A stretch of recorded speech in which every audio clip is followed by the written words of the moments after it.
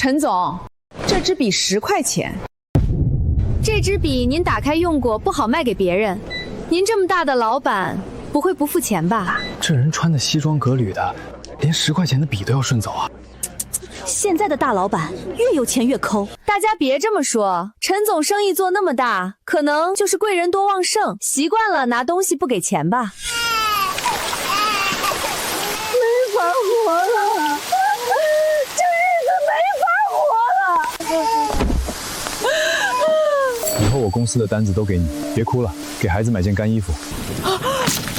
你是我的救命恩人，我李丽娟这辈子做牛做马也要报答你。妈，陈叔经常照顾我们家生意，这支笔就当做送给陈叔叔的吧。这有你说话的份儿？老娘赚钱多不容易，10块钱的笔你张口就送人，你可真大方。陈总，我这可是进口笔，卖您10块已经是良心价了。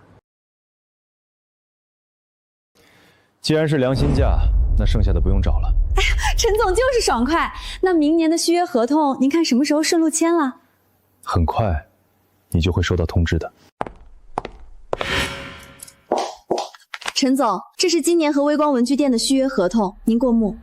通知采购部，今年的办公耗材重新招标筛选供货商。太好了，陈总，我们早就受够那个李丽娟了，每次送来的货拿次品充量，要不是看您的面子，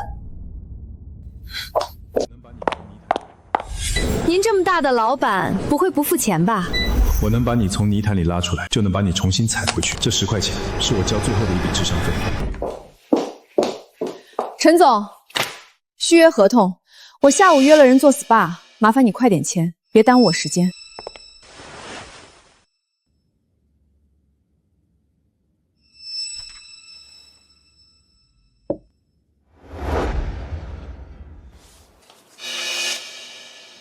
李总，我一直以为我们是朋友，所以我想不明白，是什么样的朋友会在报价单上把300万的生意写成820万？哎呀，陈总，您看您这话说的，现在这世道，猪肉都涨价，我这小本生意能不涨吗？我这报价可是看在我们8年交情的份上给的骨折价。就说昨天那支笔外面都卖20，我收您10块，那是在亏本赚吆喝啊！他的每一句话，甚至每一根串的睫毛都在演戏。可惜，作为唯一的观众，我已经想退票了。所以，你觉得涨价500万是理所应当？陈总，您家大业大，这点钱对您来说不就是9牛1毛吗？我们合作这么多年，肯定不会出错，您说是不是？陈总，您就赶紧把字签了吧，我还约了美容师做脸呢，这都快赶不上了。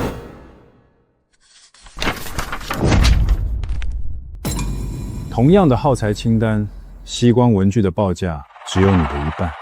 西光文具？不可能！陈总，您别听那些小作坊胡说八道，整个市里除了我李丽娟，谁能供得起你们公司的货？那种听都没听过的小公司，用的肯定是假货。看看吧，这是人家的检测报告，同样的进口纸张，人家的价格比你低1半，质量比你高1个档次。这怎么可能？他精心编织的谎言，在这份造价单面前被撕得粉碎。他引以为傲的良心价，原来才是最黑心的。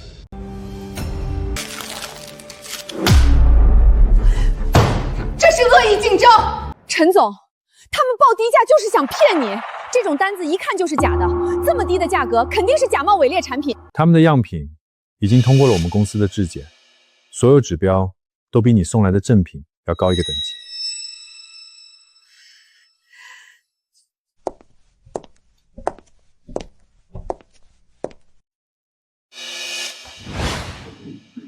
陈总，我们可是整整8年的交情啊，我的信誉整个市里谁不知道？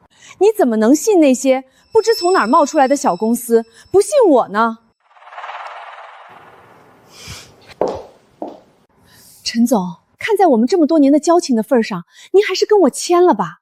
除了我李丽娟，谁还能给你这么好的良心价？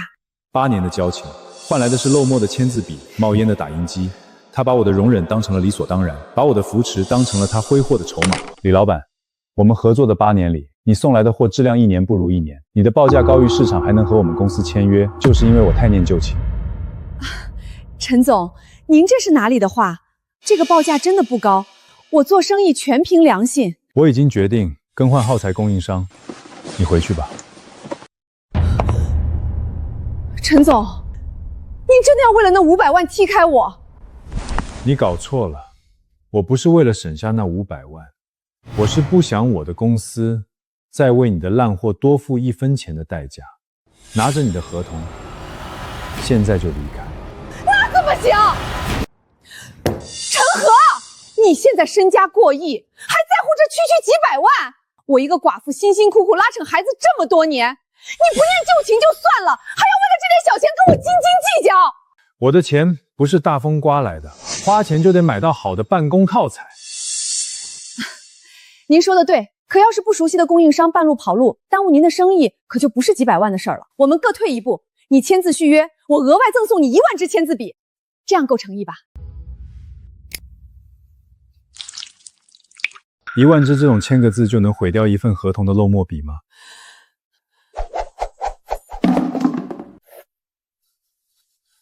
李总，我的新供应商会为他的产品质量负全责，就不劳你操心了。陈和，你别给脸不要脸！要不是我这8年给你供货，你能有今天？我好声好气跟你商量是给你面子，你赶紧把字给我签了，不然我们鱼死网破！时间真的能把一个人的良知啃噬得一干二净。苏晴，带2名保安上来。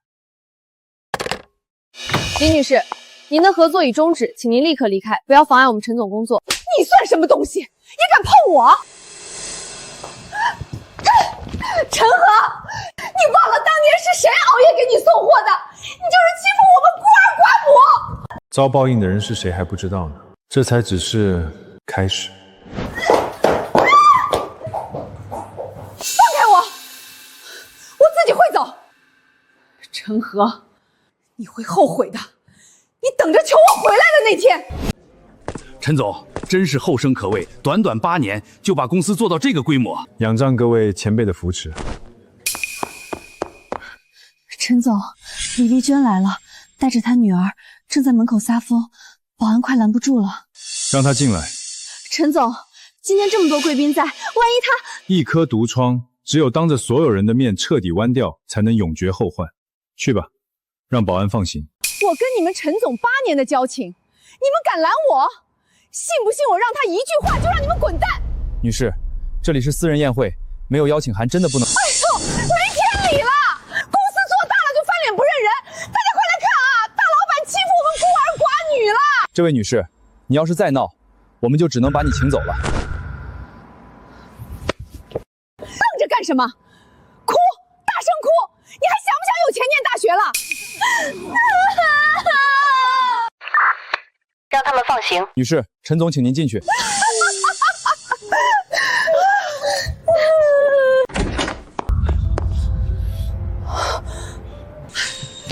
陈总，恭喜恭喜啊！我这紧赶慢赶，总算没错过您的8周年庆，祝您生意兴隆，八方来财。谢谢。陈总，之前都是误会，是我脾气不好。您看，咱们8年的交情，哪能说断就断？您看，我今天把小肖带来了，这孩子一听说要见陈叔，高兴的不行。您就把字儿签了吧，以前的不愉快，咱们一笔勾销。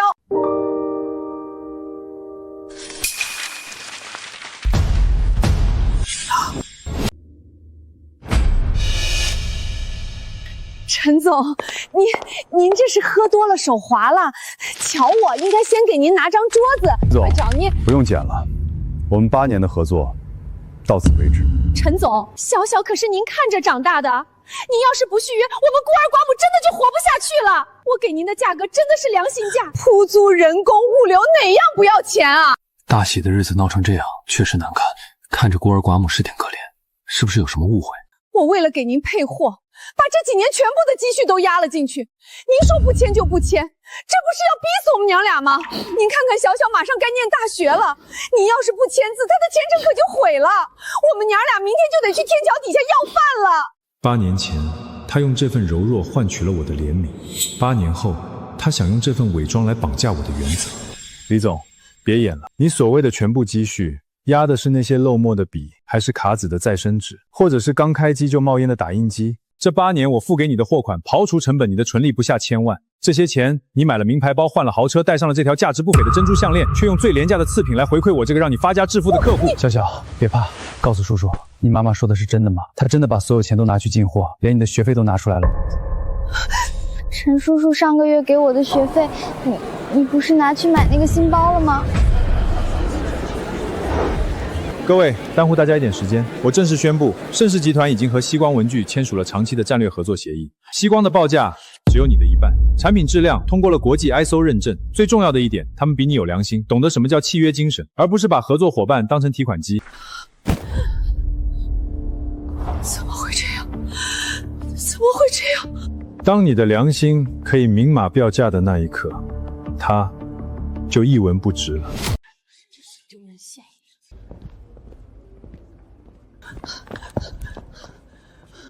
陈河，你别被骗了，那个西光根本就是个黑作坊，他们卖的那么便宜，用的肯定是工业废料，你会被他们坑死的。陈总，看在我们合作8年的情分上，也看在小小的面子上，你现在跟那个什么西光毁约，我再给你降100万，这是我能拿出的最大诚意了。李总，你说西光是黑作坊，有证据吗？当然，价格就是最好的证据。那么，用同样的方式，我是不是也可以说，你才是那个真正的黑作坊老板呢？李老板，背后说人坏话可是要遭报应的。你这么关心我们西光的商业道德，不如先让大家欣赏一下你的商业信誉。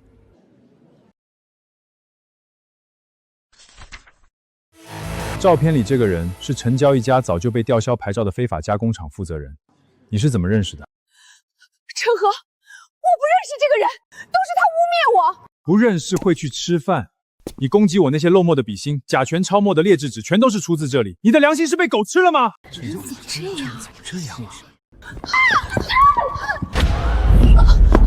沈芳菲，你为什么非要和我作对抢我生意？我赚我的钱关你什么事儿？没有为什么，这8年要是没有陈总对你的帮助，你那家小店早就倒闭了。我就是不想看到陈老板这么好的人被你恩将仇报。你还有什么可说的？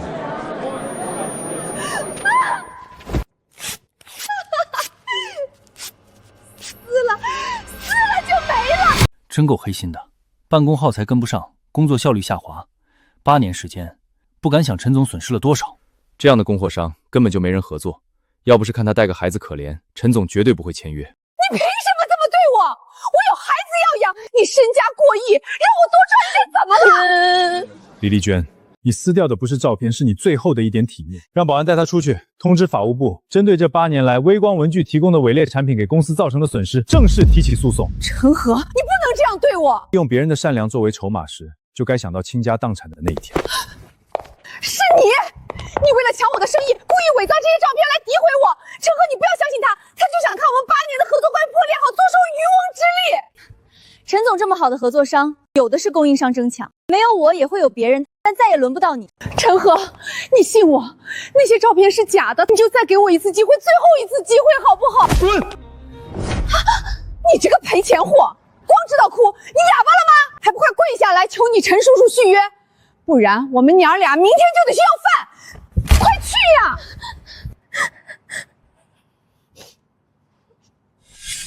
妈，陈叔经常照顾我们家生意，这支笔就当做送给陈叔叔的吧。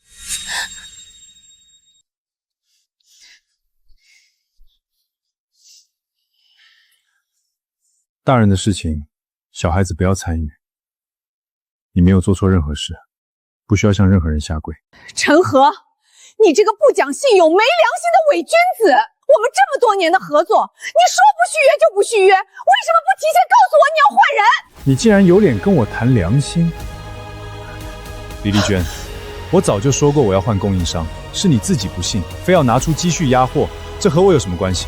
可是我们合作了这么多年，成年人要为自己的行为承担责任。你今天的下场与任何人无关，全是你咎由自取。你们都看看，我掏心掏肺的对陈和，公司所有耗材从挑选到安装，哪一样我不是亲力亲为？结果呢？他现在发达了，就把我一脚踹开，他就是个忘恩负义的男人。苏晴，把清单拿来。好。这就是你所谓的掏心掏肺。我让人送到检测中心做了检测，都是化工物压缩的废料做的。陈和，你听我解释，当时这批货是我找别人做的，我没想到他们会这样糊弄我，我也是受害者。我要是不拿出证据，你永远都不会承认。你早就知道东西有问题，还敢卖给我们公司，良心被狗吃了吧？早就看你不顺眼了。上次让你换那台冒烟的打印机，你推脱了半年都没处理，肯定是心虚了。赚的钱全花在了自己身上，李小小的衣服都快成抹布了，也没人管。你不配当妈。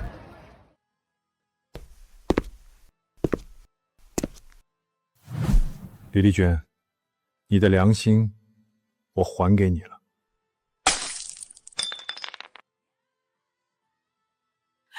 陈和，我杀了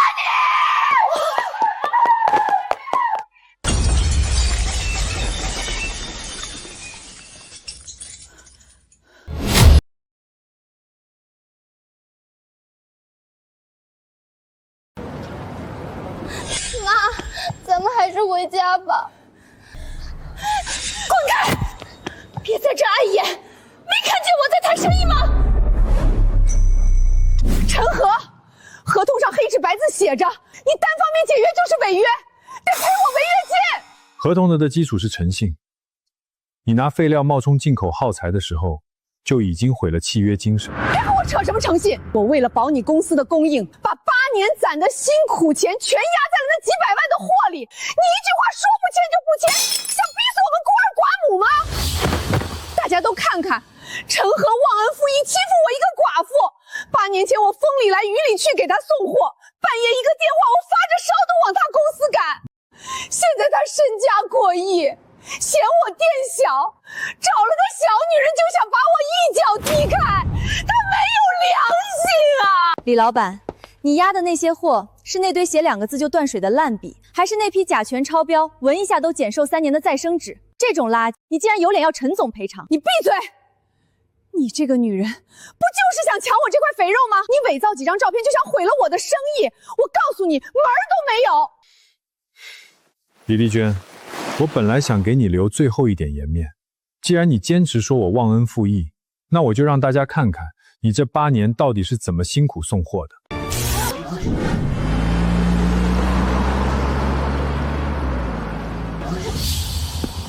磨磨蹭蹭的干什么呢？耽误老娘打麻将的时间。这么点东西都拿不稳，干什么吃的？我这台打印机好几千，你今天工钱别想要了，给我赔钱！你这机子本来就重，4个人搬的，你只肯出2人的工钱，我们实在抬不住。抬不住就拿命赔！少说废话，赔钱，不然我就让你们老板辞退你。愣着干什么？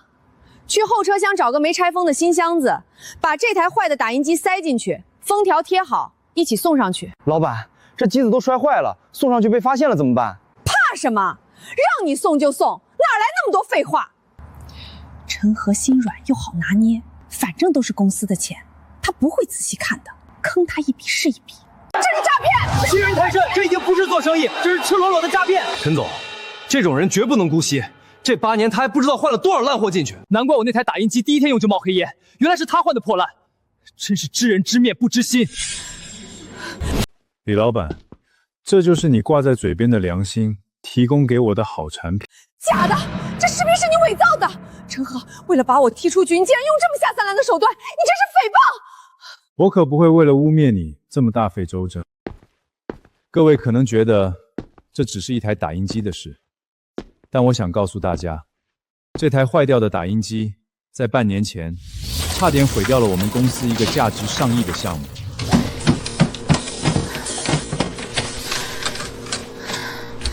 我第一时间联系了李丽娟，希望她能立刻派人送新的设备过来。可她却告诉我，天太晚了，找不到工人搬运，让我自己想办法。当时我以为她是真的有困难，为了不耽误项目进度，我主动提出3倍的工钱和运费，她才勉为其难地答应我当晚把设备送到。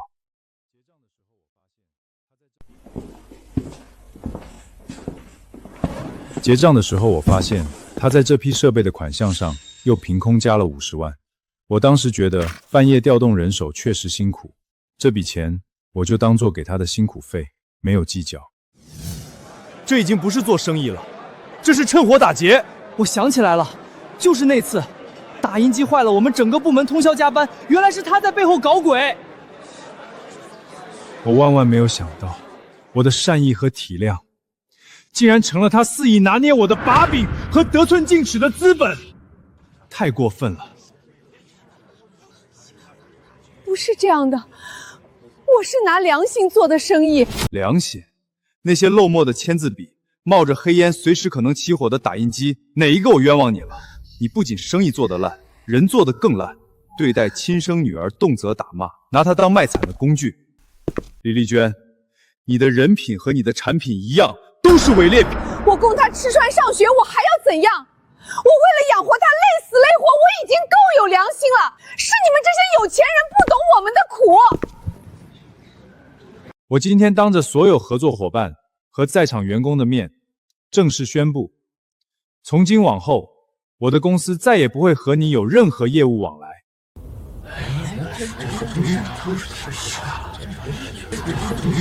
我们只会和像西光文具这样有良心、有契约精神的供应商合作。我明白了，不然他怎么会转头就把几千万的单子给你？沈芳菲，你到底在床上吹了多少枕边风，才让他这么狠心赶走我这个8年的老功臣？你要是敢再闹下去，我不介意把你店里那些倒卖3无产品的烂事儿全都捅出去，让你以后赚不到1分钱。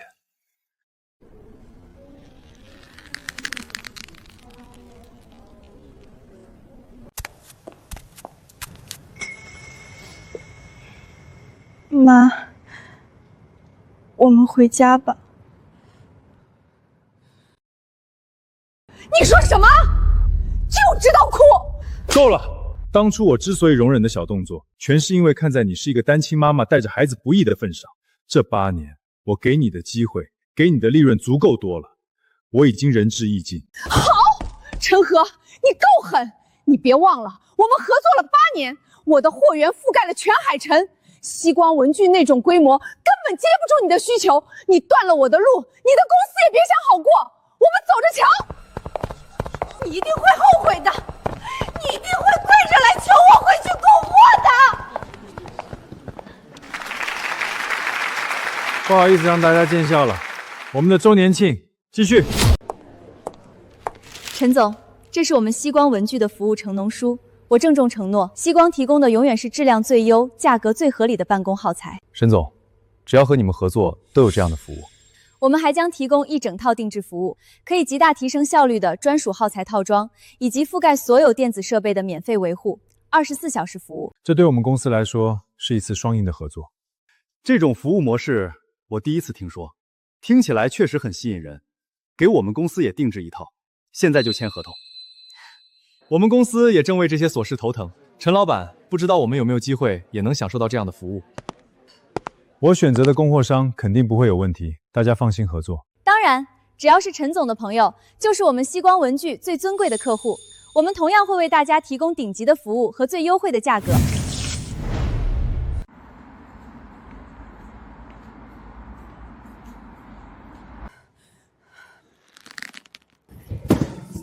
陈和，沈芳菲，你们给我等着！我不会让你们好过的。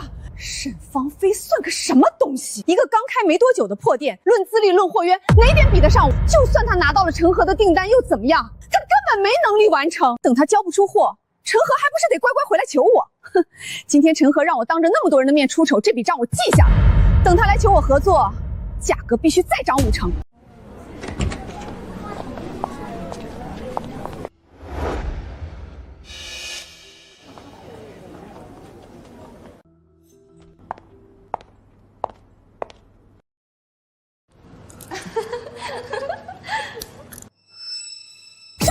知道偷懒，店里这么乱也不知道收拾一下，是不是不想干了？不想干就滚蛋，别想白拿工资。店里连个鬼影子都没有，有什么可忙的？还敢顶嘴！今天再卖不出去东西，这个月的工资你一分都别想拿。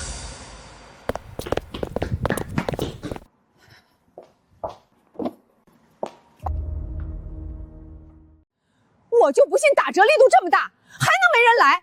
我今天就要把你沈芳菲的生意全都抢光！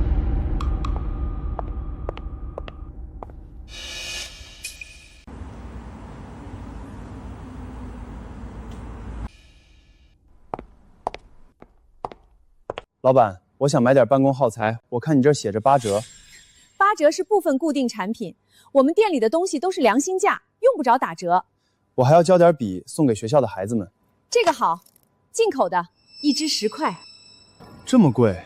你要是买的多，可以给你打个折呀。什么进口笔？写个字都这么费劲，还好意思卖10块？你们这是明着坑人啊！不好意思，可能是这笔放仓库时间有点久了，密封出了点问题。我马上给您换一支刚到的货，保证绝对没问题。价格我再给您打8折，您看怎么样？不用了，谁知道你这店里的笔是不是打开一支断墨一支？就这种劣质产品也敢拿出来卖，你们根本没有一点做生意的良心。我真纳闷，这店到底是怎么开下去的？别走啊，有话好说，价格好商量。8折不行的话，我给你就7折，总价再给您抹个0，您看行不行？就当是我给您赔个不是了。谁还愿意来你这儿买这些价高质次的玩意儿？你自己看看，人家马路对面的西光文具店，同样的笔，质量比你这好10倍，价格还比你公道，老板的服务态度更是没话说，以后再也不会来你这家黑店了。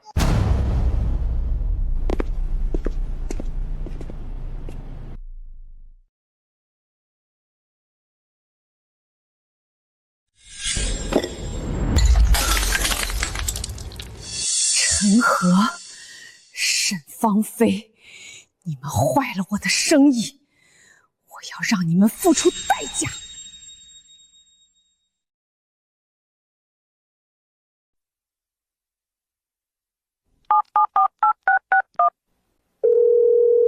喂，老刘吗？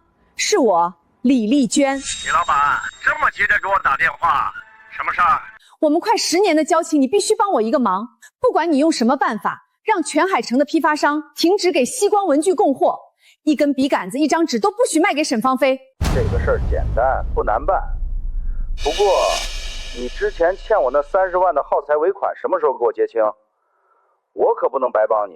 只要你办成这件事儿，我马上给你结清。沈芳菲，你不是很能干吗？我断了你的货源，看你拿什么跟陈和交代？到时候你还不得乖乖跪到我面前求我高抬贵手？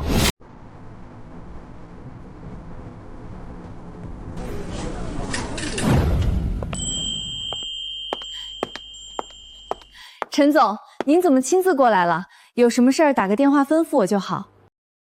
路过，顺便来看看你们的供货筹备情况。您看，这是我们最新引进的一批货，笔芯墨水采用的是纯植物提取物，已经自费做了最严格的 SGS 质量检测，所有证书都齐全，保证书写流畅、安全无毒，绝对用得放心。沈老板，你的能力和诚意我看在眼里，我希望我们的合作不是一朝一夕，只要你能一直保持这样的服务和质量，我们永远是最忠实的合作伙伴。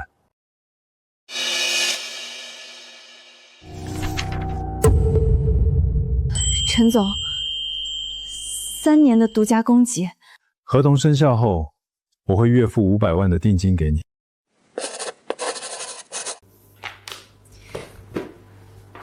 陈总，谢谢您，我向您保证，绝不辜负您的这份信任。陈总，您放心，3天，我绝不会耽误您的事儿。我现在就去工厂敲定生产计划，保证3天后第一批办公耗材会准时准点、一样不差的送到贵公司。我相信你的能力。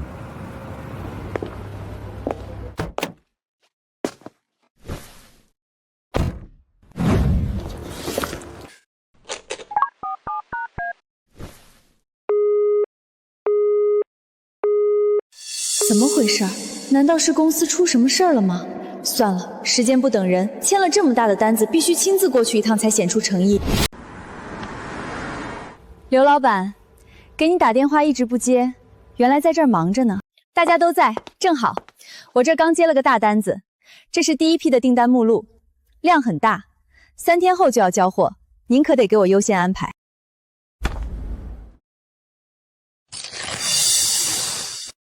刘老板，你这是什么意思？什么意思？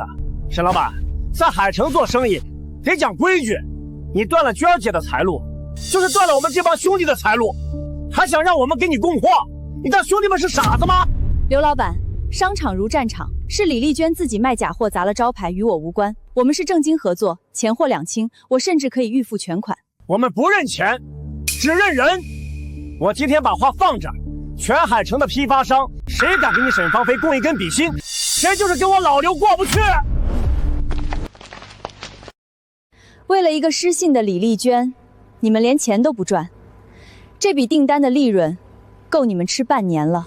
那也不稀罕，姓沈的，我今天就把话放这儿。现在整个海城的供货商没一个会给你供货，我倒要看看3天后你交不出货，光是赔给盛世集团的违约金就够你倾家荡产。走吧，别在这碍眼，要怪就怪你得罪了不该得罪的人。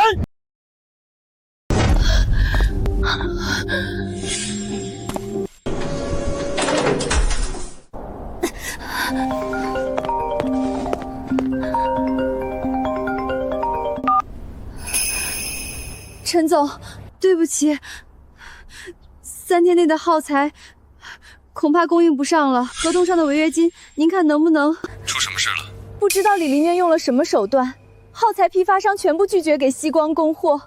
别着急，你把地址发给我，我过来带你去一个地方。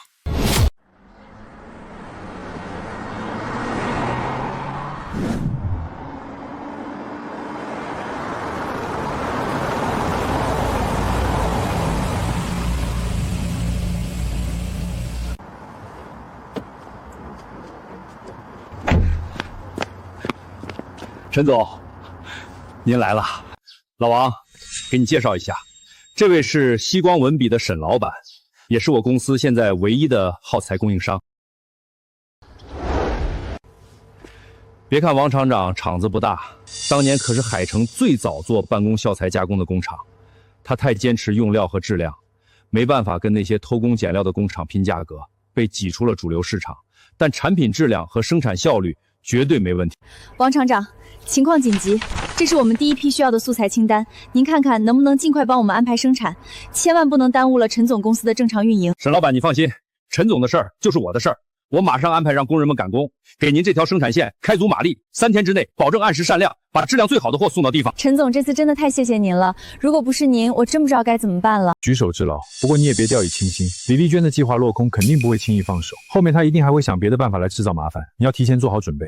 我明白，这次是意外也是教训，等这批货交了，我会立刻着手自己的产业链，绝不会再给李丽娟任何可乘之机。今天就是沈芳菲的交货日，货要是交不上，陈和的公司肯定陷入瘫痪，我看他们怎么办。哟，陈总来了，怎么样？我说的没错吧？沈芳菲中看不中用，现在好了，整个公司的耗材都断供了，耽误了生意，这损失可不是一笔小数目吧？不过呢，看在我们8年交情的份上，只要你现在把续约合同给我送过来，再亲自给我道个歉，我就勉为其难帮你度过这次危机，怎么样？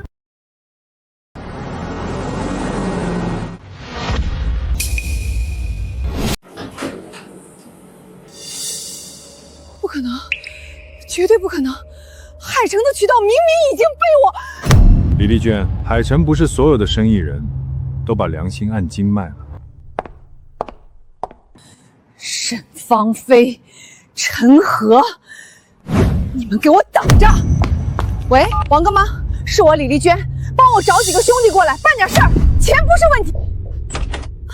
陈总，不好了，楼下出大事了！李丽娟带着一群记者和地痞，把沈小姐给堵住了。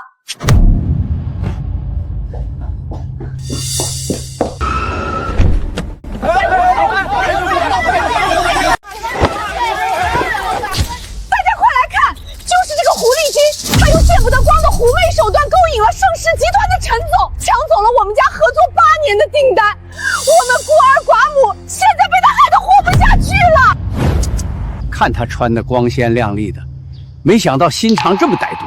这年头，为了钱什么事做不出来，可怜了这对母女。沈小姐，请问你和陈总是什么关系？你是否承认为了订单出卖了自己的身体？沈芳菲，你不是能耐吗？我今天就要让你变成人人喊打的过街老鼠，我要让你这辈子翻不了身！你疯了！大家看看，他心虚了，他还想打我，大家帮我评评理啊！我没有，不是这样的。都给我住手！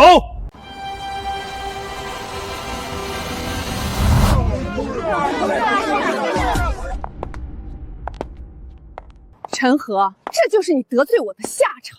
今天这么媒体在，只要我几句话，就能让你公司的名声、你的个人形象都会毁于一旦。不过，我也不是不讲情面，只要你现在立刻当着所有人的面跟我签一份续约10年的合同，并且把耗材利润再给我提升2成，我就让他们马上离开。李丽娟，别把所有人都当傻子。陈和，你就是欺负我们孤儿寡母，我被你害得生意没了，店里员工的工资都发不出来了，我们娘俩马上就要饿死了。今天你必须当着所有媒体的面给我一个交代。陈总，对于李女士指控您始乱终弃合作伙伴、打压弱小陈体的行为，您作何解释？盛世集团作为知名企业，难道就是靠压榨孤儿寡母来获取暴利的吗？请给公众一个交代。既然媒体朋友们自诩公平公正，那今天我们就把这层遮羞布彻底撕开，看看谁才是真正的受害者。李女士口中的8年合作，是我陈某人看在旧情上，每年给她的微光文具送去上百万利润。可她回报给我的是什么？是掺了汞的毒密合，是断墨严重的翻新笔，是甲醛超标3倍的劣质打印纸。因为这些废料，我公司半年来报废了30台高精度绘图机。沈小姐提供的才是真正救命的合格产品。更荒谬的是，前几天我在她店里临时借用一支笔签字，这位李老板竟然当众向我索要10块钱的租借费。妈呀，一年赚人家上百万，借用一支笔收10块钱，这心是黑透了吧？典型的生米恩斗米仇啊！这种人也配叫孤儿寡母，简直是吸血鬼！你胡说，这都是你为了毁约编造的谎言，我卖的都是正品，没有任何问题。陈总，当着媒体的面说话可要讲证据。证据，我当然有。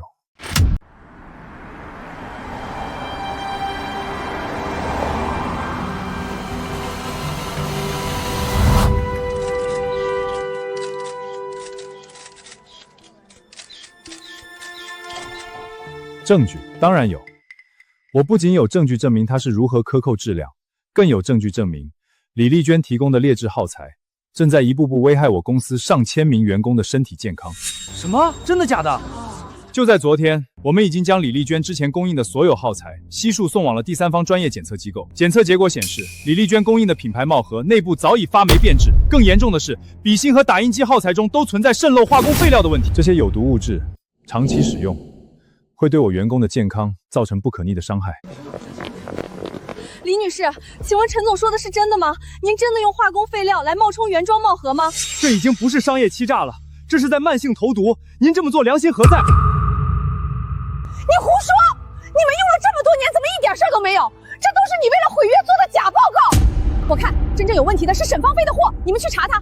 他的报价那么低，肯定是来路不明的3无产品，根本不符合国家安全标准。你这个邪恶的资本家，为了省钱，就用这种垃圾货糊弄员工，你根本不关心他们的死活。请问你们对此有什么回应吗？请正面回答问题，请正面回答问题。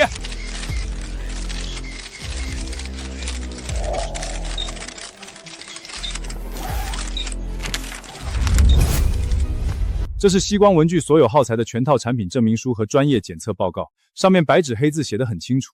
沈老板提供的所有耗材都通过了国际 ISO 9001质量管理体系认证和国家强制性产品认证，每一项检测结果都远优于国家标准。至于你说的报价低，那是因为沈小姐优化了供应链，砍掉了像你这样吃回扣搞投毒的中间商吸血鬼。我陈和做生意讲究的是双赢和诚信。我之所以选择和沈芳菲女士合作，不是因为任何见不得人的关系，而是因为西光文具能为我的公司、我的员工提供质量更好、服务更优也更安全的产品。这是对我的企业负责，更是对每一位信任我的员工负责。李女士，对于陈总出示的这些证据，你还有什么想说的？你提供的耗材存在严重质量问题，这件事你是否从一开始就知道？你这是商业欺诈，甚至是蓄意伤害，请你立刻给我们一个解释。这些都是伪造的，我的耗材绝对没有问题。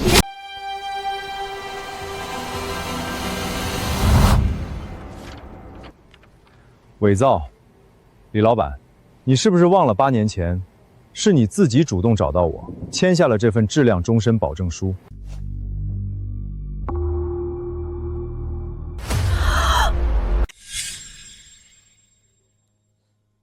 陈总，太感谢您了，您给了我这么大的机会，我李丽娇无以为报。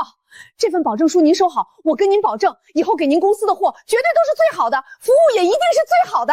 假的，都是假的，我没签过，我什么都不知道，这根本就不是我的签名，是你伪造的。你说是伪造的，那我们可以把这份协议连同过去把我们双方签订的所有进货清单一同送去最权威的笔迹鉴定中心。我想，一份是伪造，难道成百上千份都是伪造的吗？李丽娟，我本不想把事情做得这么绝，可惜路是你自己选的。这是8年来所有的采购清单汇总，8年，盛世集团从你微光文具采购办公耗材，总计货款1280万元，其中劣质有毒产品占比超过40%。按照保证书约定，你不仅要退还告货，还要支付50%的违约金。我只计算你最基本的赔偿责任，因劣质产品给我公司造成的直接经济损失500万。因有毒耗材可能对我员工造成的健康损害，精神与身体补偿金500万，合计1000万。对于李丽詹的商业欺诈及生产销售伪劣产品的行为，我司将立刻提起诉讼，依法追究其全部法律责任，绝不姑息。我也想借此机会告诉所有人，盛世集团欢迎所有诚信的合作伙伴，但对任何背信弃义的小人，我们必将追究到底。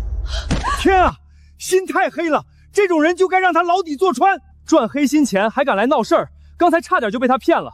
真是个毒妇！李女士，1000万的赔偿，你打算怎么处理？你的行为已经涉嫌犯罪，请你立刻给我们一个解释。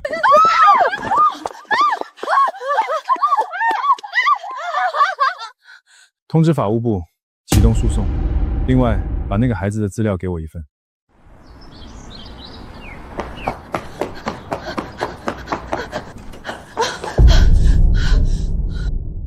好啊，你们，我前脚刚走，你们后脚就给我偷懒耍滑是吧？一个个站在这里当门神吗？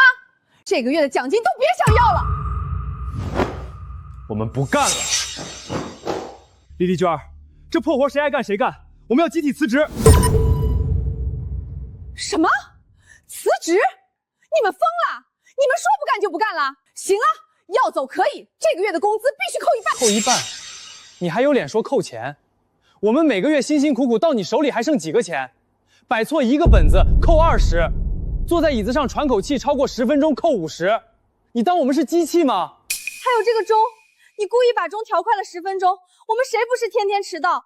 迟到一次扣10块，一个月下来光迟到费就被你扣掉好几百，你安的是什么心？后面的仓库里堆满了那些假冒伪劣的墨盒和笔芯，那股化学味熏得人头疼。我跟你说了多少次，你连一个最便宜的口罩都舍不得给我们买，现在我们不干了，你还要扣钱？李丽娟，你的心是黑的吗？你们想造反吗？我告诉你们，店里有规矩，离职必须提前半个月。你们现在拍屁股走人，造成的损失就得从你们工资里扣。我们今天就把话放这儿，你要是痛痛快快把工资结了，我们立马走人；要是不给，我们现在就去市场监督管理局举报你这里卖的所有东西都是假冒伪劣产品。我们天天上货，哪个是真的，哪个是假的，我们心里比谁都清楚。你让咱们把那些几十块的假货当几百块的正品卖，这叫商业欺诈。到时候罚款可就不止我们这点工资了。你们这群白眼狼，我对你们不好吗？我一个女人家带着孩子，你们就这么合起伙来欺负我们孤儿寡母？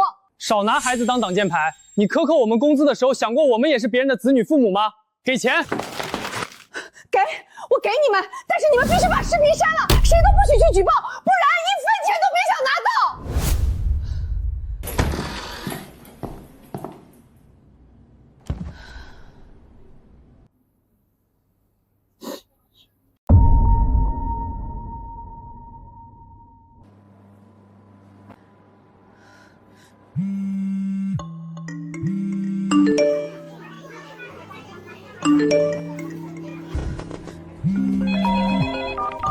喂，李总啊，对，那个合同我看了，没问题。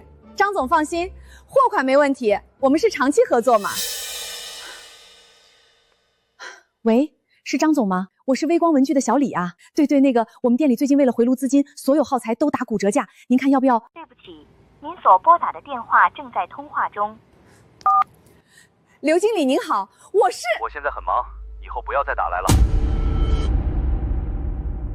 王哥，江湖救急，求您了。陈和，都是你，是你毁了我的生意，是你毁了我的一切。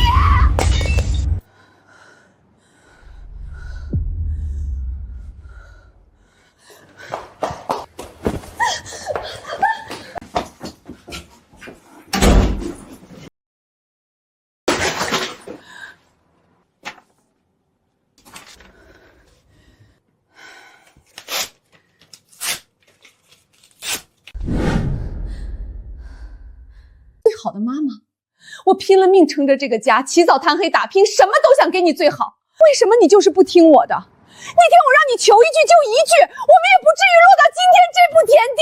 是我没用，是我护不住这个家，可我到底做错了什么？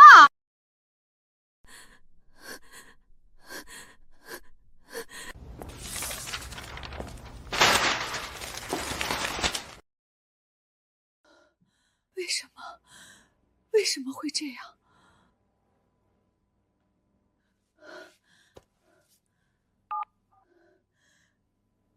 喂，我要举报。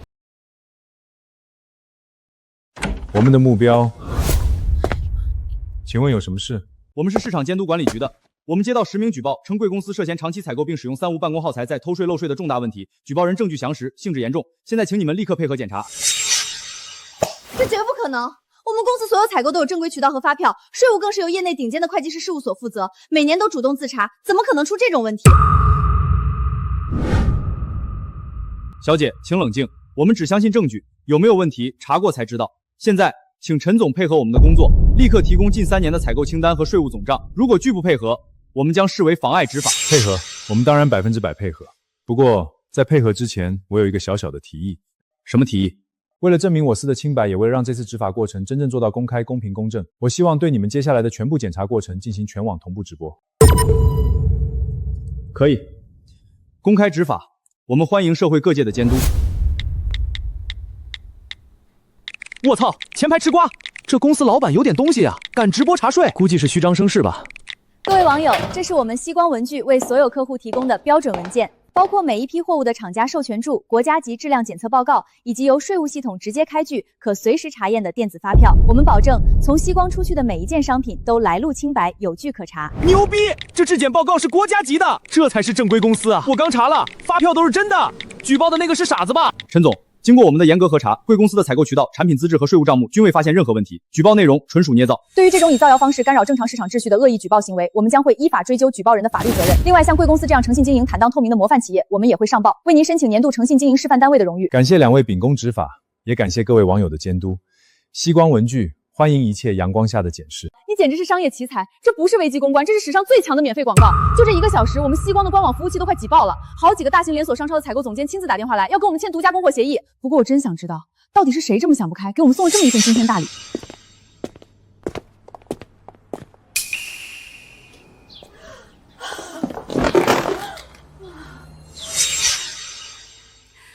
他这是亲手给自己挖好了坟墓啊！我给过他机会，是他自己选择了万劫不复。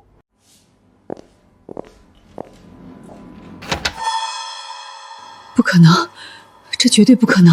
那些账目，那些质检报告，他从哪里变出来的？这才几天，他怎么可能把所有东西都换掉？完了，全完了！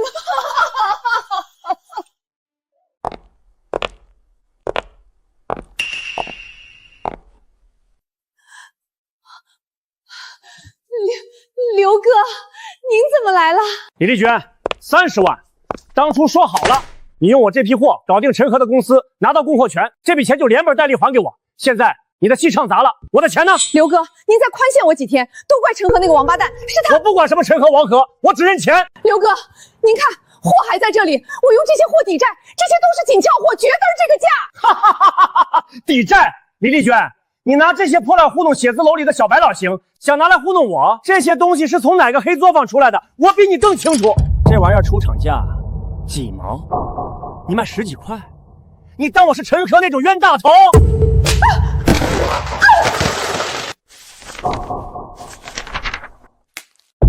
你和陈和那点破事儿跟我没关系，我只认钱。陈和把你给告了，这事在咱们这个圈子里早就传遍了，你别指望拿他当挡箭牌。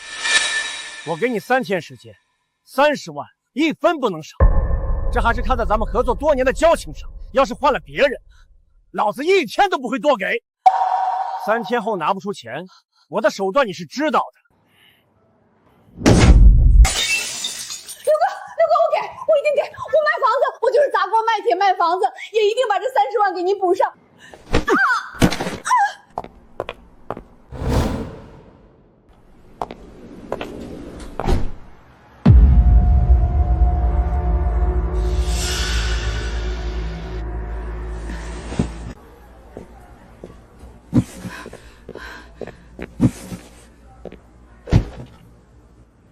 听说李丽娟欠了不少钱，那些债主天天上门来闹，为了还债，已经把房子给卖了。现在带着李小小住进了城春村的出租房，这店白天根本就不敢开门，看样子是想拉着那些假货，不知道去哪里骗人了。那都和我没关系了。每个人都要为自己的所作所为付出代价，这是他的报应。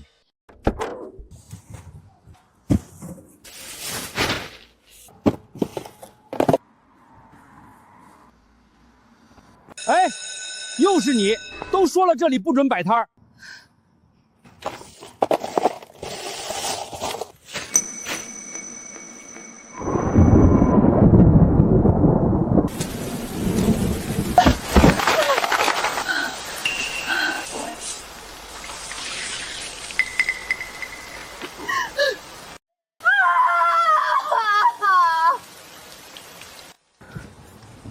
怎么办？别着凉了。陈和，对，去找陈和。他以前那么心软，只要我求他，他一定会帮我的。陈总，陈总，我错了，我真的错了。那只10块钱的天价笔，那些工厂合作都是我一时糊涂，是我鬼迷心窍。求求您，看在我们合作了这么多年的情分上，你就原谅我这一次吧。我是人，我忘恩负义。您看在我们合作这么多年的情分上，看在我还有一个女儿要养的份上，你就饶了我这一次吧。自从没跟您续约，我那些老顾客全都跑了，新顾客来一次也再不回头，店里的货全都卖不出去，我现在负债累累，房子都卖了，我已经得到教训了，我真的知道错了。陈总，您再帮我最后一把吧，您在咱们这个行业里有威望，只要您肯帮我，我的文具店就一定能好起来。您就再从我这里进一次货，哪怕只是1箱A4纸，只要别人看到您还跟我合作，他们就都回来了。我发誓，我以后再也不敢糊弄人了。您开个价，只要您肯点头，价格随便您提。李丽娟，你错了。你的生意之所以变成今天这样，不是因为一支笔、一台打印机，甚至不是因为你举报了谁。那是因为什么？李丽娟，你错了。你的生意之所以变成今天这样，不是因为一支笔、一台打印机，甚至不是因为你举报了谁。那是因为什么？因为你早就把自己的良心给丢了。你开店的时候，口口声声跟每一个客户说你卖的是良心价，可你做的却是天底下最没有良心的事情。我错了，陈总，我真的知道错了，我现在什么都没有了，求求您，求求您再给我一个机会。我无论如何都想把生意做下去。你连对自己的亲生女儿都做不到有良心，还谈什么做生意？这些年，你赚的钱都花在了哪里？买奢侈品，做美容，把自己打扮得光鲜亮丽。可你的女儿小小呢？你给她买过几件像样的衣服？你给她报过一个兴趣班吗？我会改，我以后一定改过自新，我一定好好做生意，好好对小小。陈总，只要您肯再跟我合作，你让我做什么都愿意。机会，我给过你。做人做事，机会都只有一次，你已经没机会了。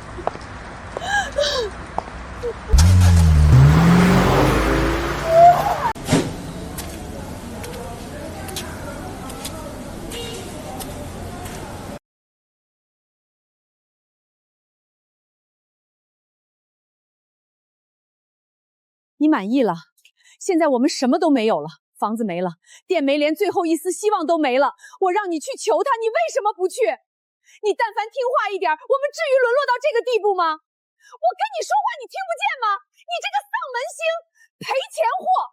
从生下你那天起，我就没过过一天好日子。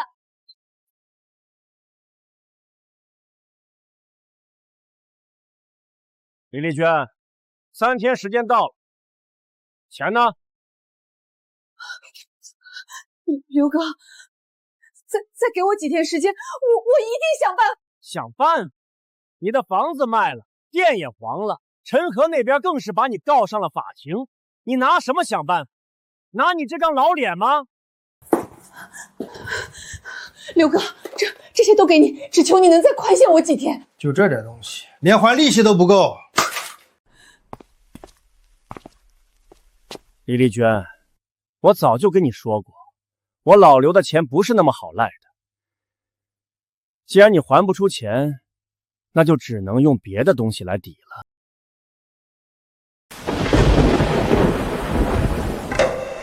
刘哥，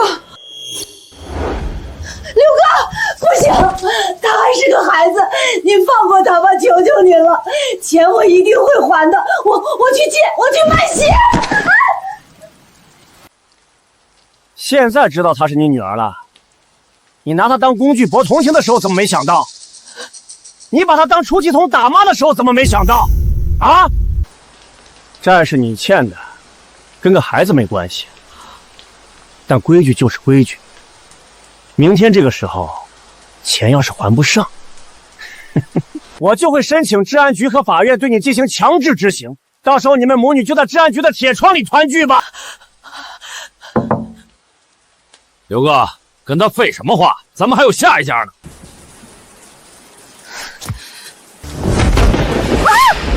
让他跑，跑了也好，让你清静清静，专心筹钱。李丽娟，听好了，明天中午之前，本金加利息1分不能少。这钱你要是还不上，咱们就按合同办事儿。你的债权人不止我一个，到时候谁能保你，你自己掂量。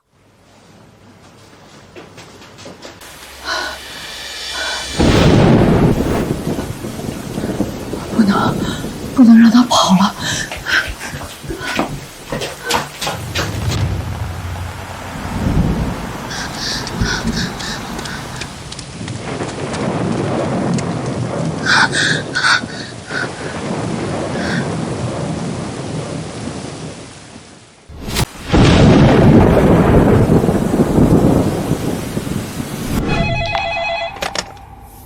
陈总，楼下有个小女孩，好像是之前李丽娟的女儿，浑身都湿透了，看着快不行了。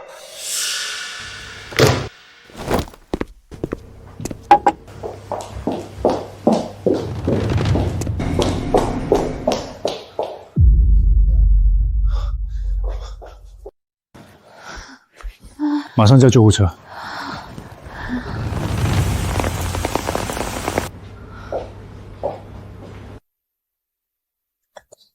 小小，告诉叔叔发生什么事了？为什么一个人跑出来？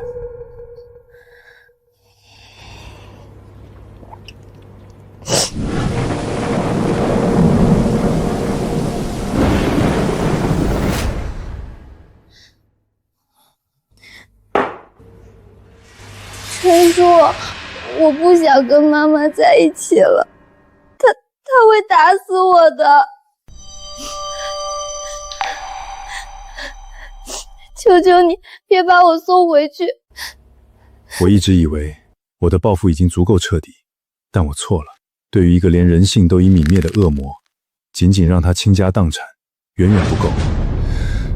小小，别怕，有叔叔在，以后再也没有人可以伤害你了。喂，是教育保护中心的王主任吗？我这里有一个情况。陈和，让我进去，我要见我女儿小小，妈妈来接你了。李丽娟，你没有资格再见她了。李丽娟女士，我们是教育保护中心的，我们接到举报，并有充足的证据表明您存在长期虐待、精神控制、遗弃子女的行为。根据教育中心保护法，我们决定暂时剥夺您的监护权，将李小小女士送往福利机构进行保护。后续我们将对您提起诉讼。是你，陈和，是你搞的鬼！她是我女儿，你凭什么抢走她？你把她当成摇钱树，当成出气筒的时候，有没有想过她是你女儿？你为了自己的私欲，把她推向深渊的时候，有没有想过，她只是一个18岁的孩子？我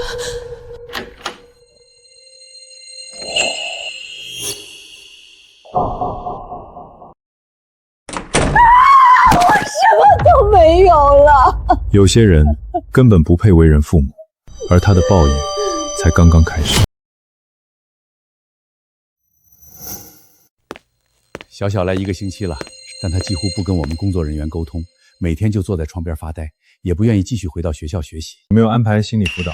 安排了，但小小对其他人的防备心很重。心理老师说他需要时间，更需要一个他信任的人来陪伴。陈叔，你会把我送回去吗？不会，谁也不能把你送回去。叔叔答应的事一定做到。可是妈妈说过，没有人会真心对我好。她说我是个拖累，谁收留我谁倒霉。你不是拖累，你是一个很勇敢、很了不起的人。你能反抗你的妈妈，你能在亲情和是非之间做出了正确的选择。你知道那需要多大的勇气吗？我都不一定做得到。小小，这是你的录取通知书。真的是给我的吗？你有勇气去面对吗？其他的交给我。我想开始新的人生。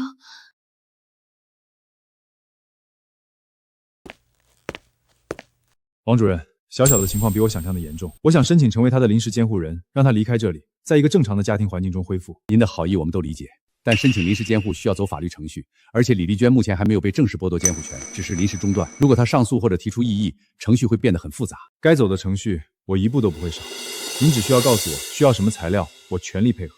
王主任，我们已经请了海城最好的家事律师团队来负责这件事，随时配合评估。好，材料清单我尽快给你们。不过有件事必须提前跟你们说，李丽娟这几天每天都来中心门口转，有时候一站就是几个小时，嘴里嚷嚷着要见女儿，被保安劝走了。第二天又来，我怕她会做出什么出格的事儿。她不配再见这个孩子。王主任，如果她再来骚扰，直接报警。小小的安全必须放在第一位。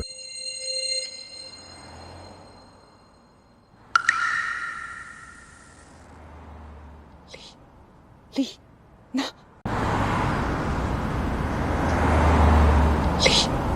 丽娜，小小，小小，妈妈来接你了，你出来啊！妈妈不打你了，妈妈再也不打你了。大姐，跟你说了多少次了，你现在没有探视权，再闹下去我们就报警了。我10月怀胎生下来的骨肉，你们凭什么不让我见他？是陈和，是詹是你们的，对不对？他抢走了深陷的韩文虎和女儿。李女士，请你冷静。根据法院的临时裁定，在监护权争议解决之前，你暂时不具备探视资格。这不是任何人指使的，是法律的规定。法律？我含辛茹苦把他养到18岁，现在一纸公文就把我女儿抢走了，天底下有这样的道理吗？李女士，你的女儿送来的时候，手臂上有17处新旧不同的淤伤，你管这叫含辛茹苦？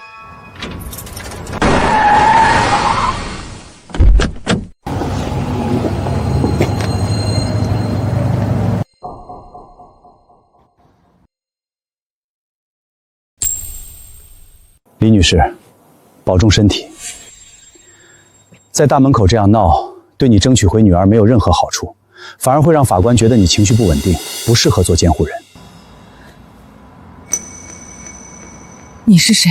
周浩辰，宏达传媒集团。说起来，我和陈和是同行，更准确地说，竞争对手。你跟陈和合作了8年，他公司的运作方式、核心客户哪些每环节有漏洞，这些东西你比任何人都清楚。李女士，你想要回女儿，想要回尊严，想让陈和付出代价，靠你一个人在这里哭是做不到的。但如果你愿意跟我聊聊，也许我能帮你。你想从我这里得到什么？陈和的软肋。合作愉快。陈和的软肋。合作愉快。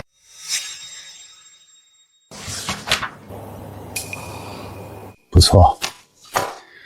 陈和公司的核心客户名单、签约艺人的合同到期时间、正在筹备的几个大型项目的进度，甚至他的中层管理团队里谁跟他有矛盾。李女士，你这8年供货商没白当，耳朵倒是很灵。周总，这些够不够？你说过只要我配合，你就帮我把女儿要回来，把陈和搞垮。搞垮陈和，格局小了。我要做的不是搞垮他，而是吞掉他。盛世传媒过去3年拿下了60%的大型商业活动策划订单，还签了5个当红艺人做独家经纪，广告收入连续3年翻倍。他风头太盛了，整个海城传媒圈都在看他的脸色。但越是站得高的人，根基越脆弱。传媒公司的核心资产是什么？不是办公楼，不是设备，是人，是签约艺人、核心团队和客户之间的信任关系。只要把这3样东西一个个从他手里挖走，盛世传媒就是一个空壳子。你是说挖他的人？不只是挖人。你刚才说盛世传媒下个月有一场市政府的城市形象宣传片竞标，对吧？这个项目海城预算传媒行业最大的一笔单子，陈和志在必得，已经投入了大量人力做前期策划。如果我能提前知道他的创意方案和报价策略，在竞标会上精准压价、精准超越，这3000万的单子就是我的。而失去这个项目的陈和，不但会元气大伤，还会让他的客户看到盛世传媒的时代已经过去了。周总，他那个项目的策划方案我虽然没直接看过，但陈和的助理苏晴有个习惯，他经常把重要文件打印好放在办公室外面的文件架上等陈和签字。我以前送货的时候有几次路过都看到过。如果能找个人混进去，不用那么冒险，你只需要利用你还残留的那点旧关系，帮我接触一个人就够了。盛世传媒的创意总监赵明远在公司干了6年，能力出众，但一直没被提拔为副总。根据你提供的信息，他对陈和颇有怨言，这种人最容易被收买。好，我跟赵明远以前打过交道，他老婆喜欢用我店里的高档签字笔，我也就会额外给他烧2盒，这份人情够我开口约他吃一顿饭。很好，不过李女士，我帮你打官司要回女儿，帮你重新做生意，这些都需要钱。你现在负债累累，这笔钱只能算我借你的，将来事成之后你需要用别的方式来还。行，你说怎么还就怎么还，只要能让我翻身。做得好。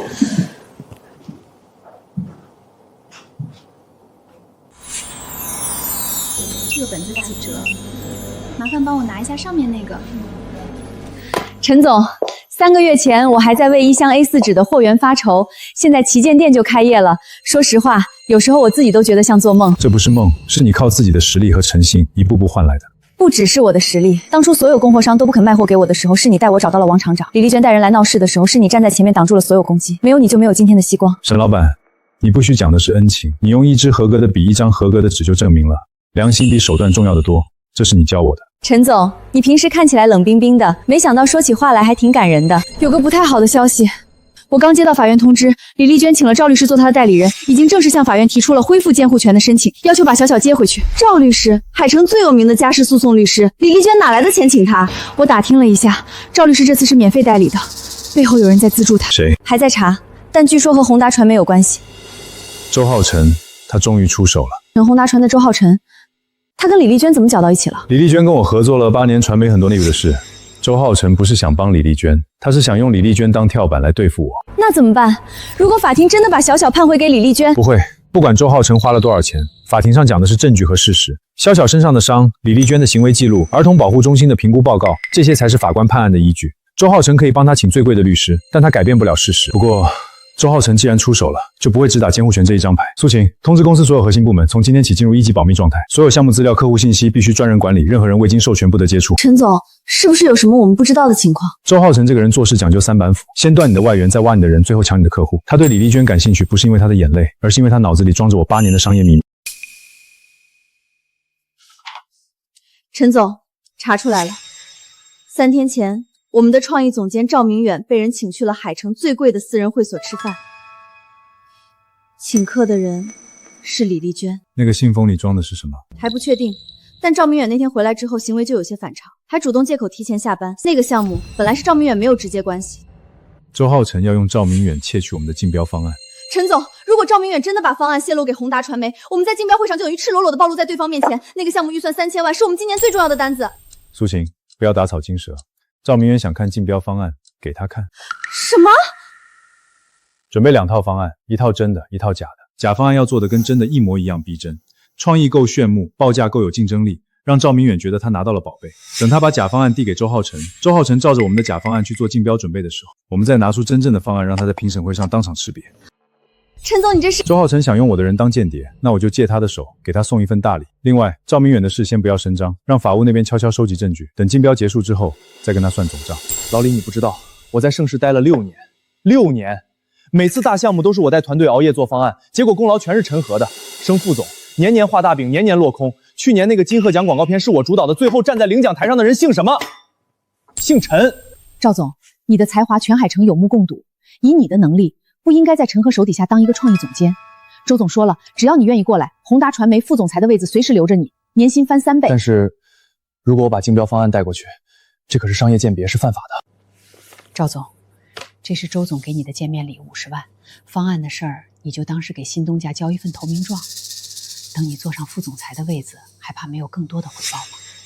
方案，我后天能拿到。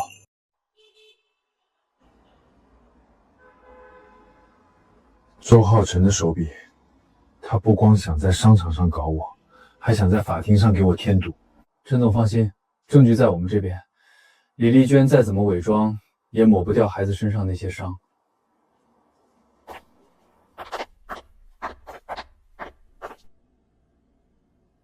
现在开庭，原告方请陈述诉讼请求。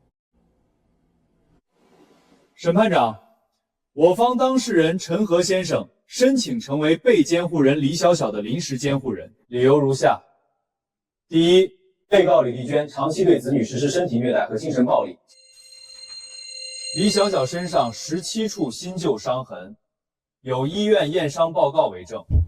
第二，被告多次将子女作为商业工具，当众强迫其下跪博取同情，有多名现场证人和视频录像为证。第三，被告因债务纠纷导致子女生活环境极度恶劣，已完全不具备安全的抚养条件。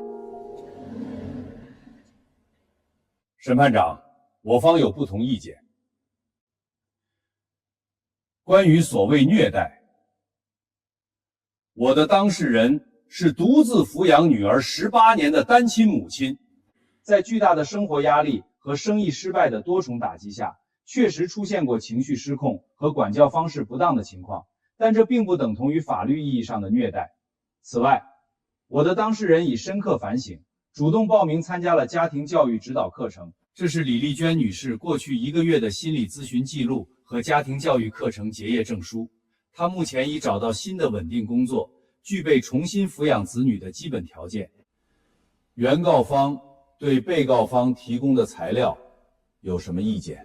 审判长，1个月的课程不能证明被告改变了18年的行为模式。我方申请调取李小小在教育保护中心期间的心理评估报告，以及听取本人的真实意愿，这是监护权案件中最核心的考量因素。同意。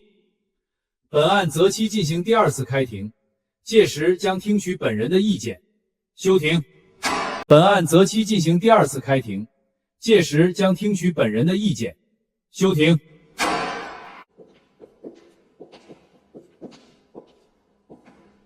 陈和，你以为请了律师就能抢走我女儿？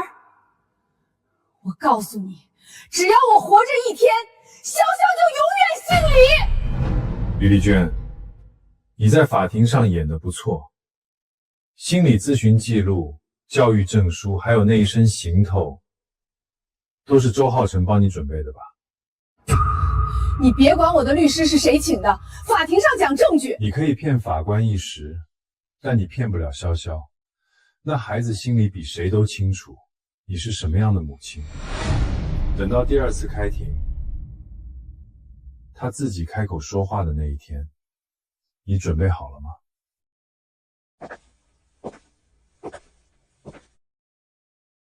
等到第二次开庭，他自己开口说话的那一天，你准备好了吗？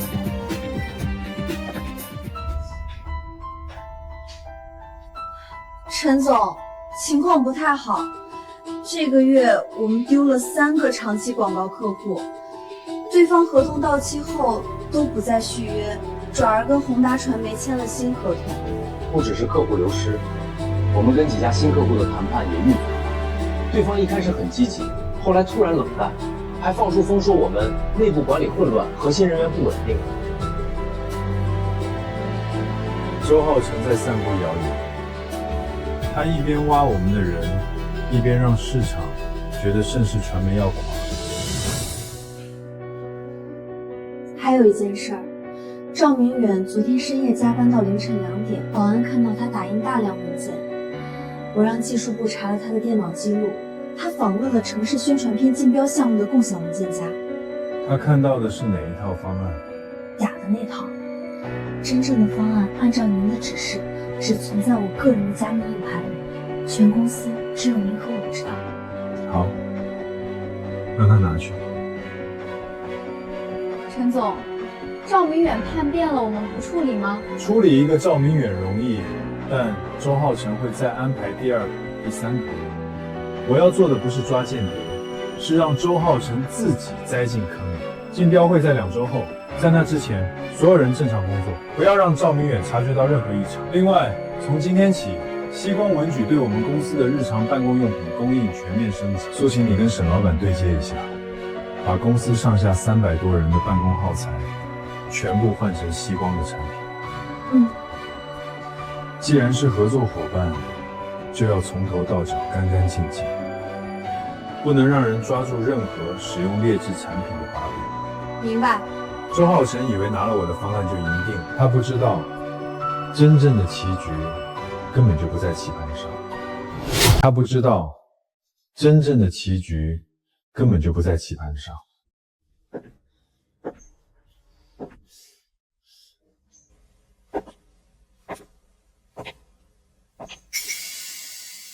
陈总，我正想找您汇报，那个城市宣传片的竞标方案我研究了一下，觉得有几个地方可以优化。赵总监，那个项目张总监在负责，你不需要操心。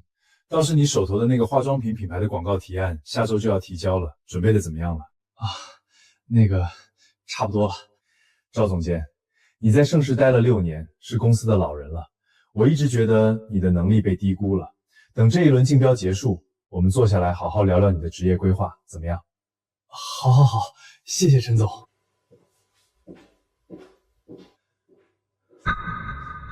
他是不是发现了什么？不可能，不可能的，我做的天衣无缝。被告浩谦现能进平台道歉，如何在法庭上争取孩子同情？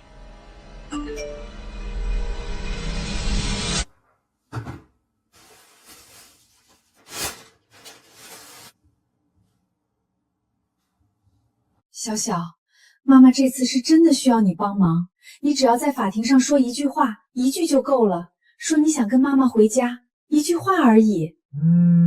等我要回了潇潇，周总给我安排的新工作就稳了。先把眼前这一关过了再说。等我要回了潇潇，周总给我安排的新工作就稳了。先把眼前这一关过了再说。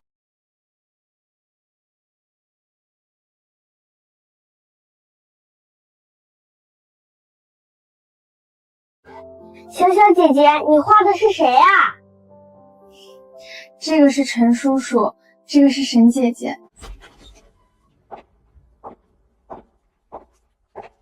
小小，沈姐姐来看你了。你看这是什么？全国美术出版社出的最新的教材，里面收录了目前艺术界最新的绘画技巧，快看看，喜不喜欢？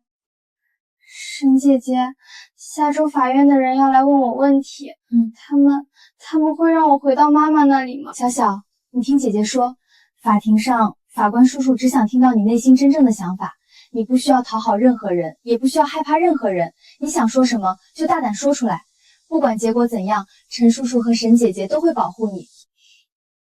沈姐姐，我想画一幅画送给陈叔叔。好啊，你想画什么？画一个家，一个不会有人打我、骂我、撕掉我画的家。画一个家，一个不会有人打我、骂我、撕掉我画的家。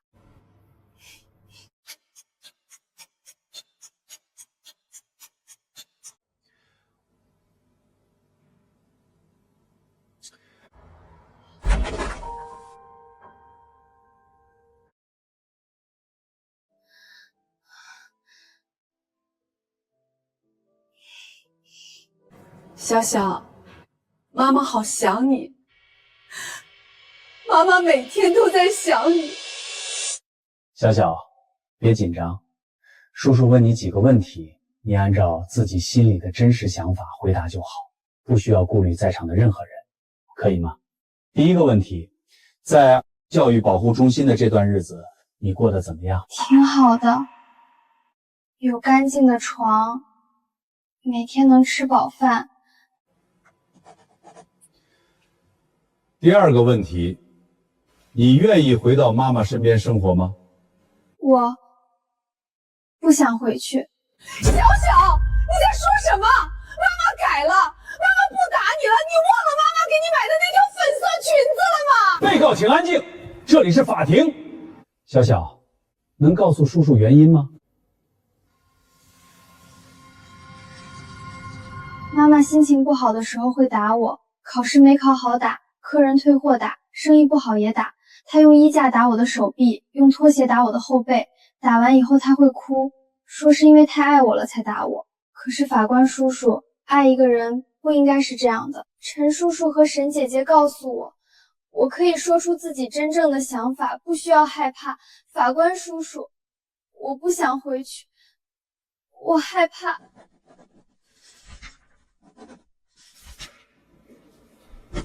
本庭已充分听取了本人的意见，结合之前的证据和评估报告，将在7个工作日内作出裁定。休庭。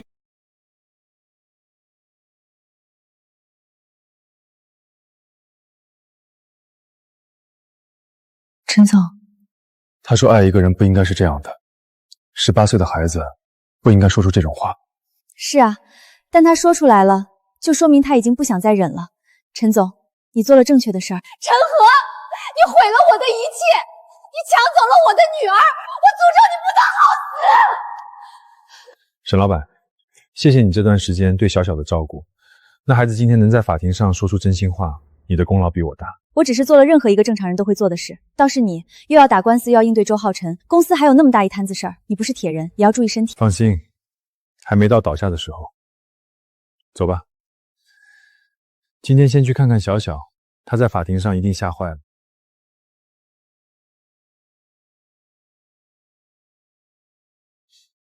沈姐姐，我好害怕，我说了不想回去，妈妈会不会更恨我？不会的，你做了最勇敢的事儿，不管发生什么，姐姐和陈叔叔都在你身边，永远不会丢下你。小小，叔叔答应过你的话还记得吗？再也不会有人伤害你了。你今天很勇敢，叔叔为你骄傲。陈叔叔，这幅画是给你的。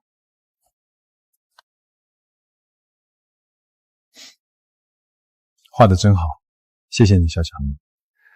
画得真好，谢谢你，小小。光影海城，用镜头重新定义城市之美，创意角度从城市夜景入手，主打航拍和时间加速摄影，配合国际知名导演团队，预算报价2800万。通知创意部，针对这个方案调整我们的竞标策略。他走国际范儿，我们就走烟火气，从市井生活入手，打情感牌。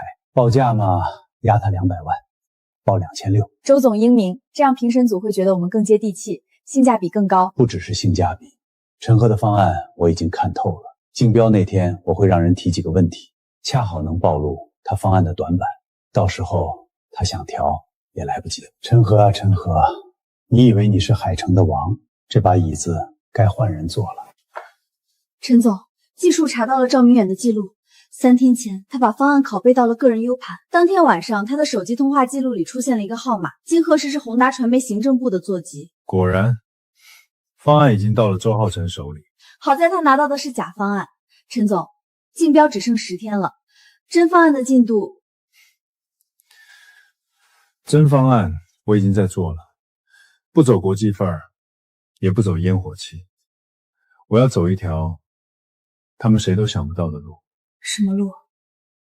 新旧对话，把海城的历史影像和现代都市做时空拼贴，用老照片、旧新闻胶片和今天的同一地点做对比，让观众在2个时代之间穿梭。不请国际大导，请海城本地的纪录片导演，真实、有温度、有根。这个创意太绝了，而且成本可控，报价可以做到2300以下。重点不在价格，这个方案的优势是它不只是广告片，是一封写给海城的情书。评审团都是海城人，看到老照片和今天的对比，情感共鸣挡不住。苏晴，这个方案从现在开始只有你和我知道，任何人都不能看到，包括赵明宇。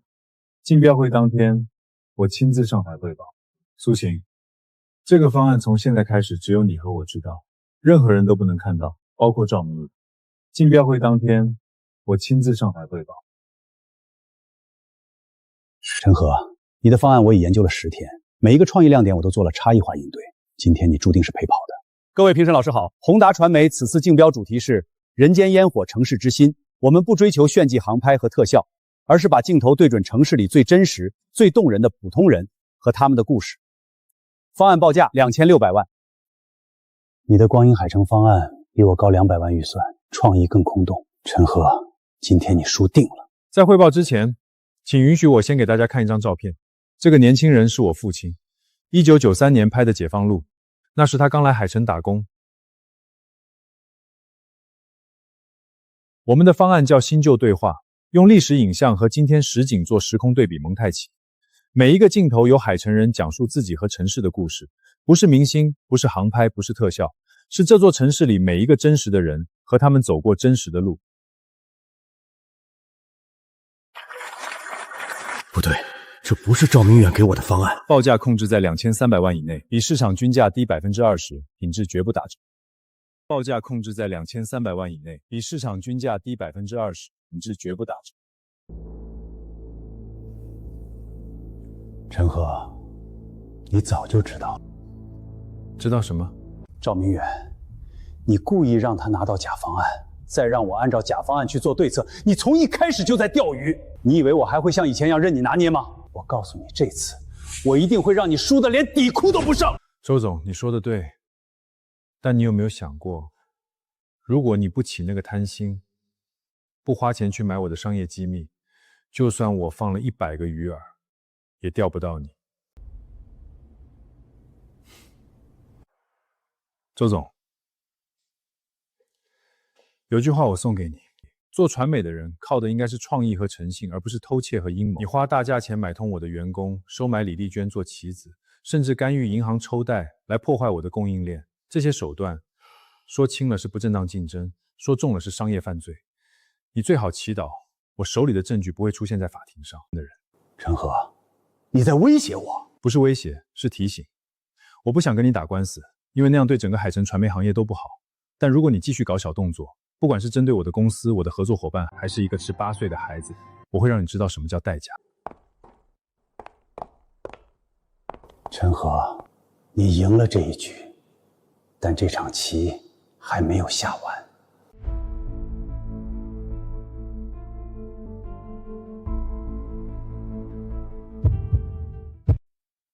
赵明远，50万，你在盛世干了6年，年薪加奖金，6年总共拿了300多万，结果你用6年的信任换了50万的背叛，值吗？陈总，我知道错了，我是被李丽娟那个女人忽悠的，是她说周浩辰能给我副总裁的位子。你是成年人，没有人能忽悠一个不想被忽悠的人。你心里不满我没提拔你，这是事实，我可以反思。但你选择出卖公司机密，这是你的人品问题，跟任何人无关。从今天起，你不再是盛世传媒的员工，公司法务部会对你的行为进行全面评估，如果涉及违法事项，将依法追究。另外，那50万是赃款，1分都不会让你留。陈总，求你给我一次机会。我给过你机会，6年来我给了你足够多的机会。赵明远，做人做事，良心丢了，就什么都没了。这句话你记住，做人做事，良心丢了，就什么都没了。陈总，法院的裁定下来了。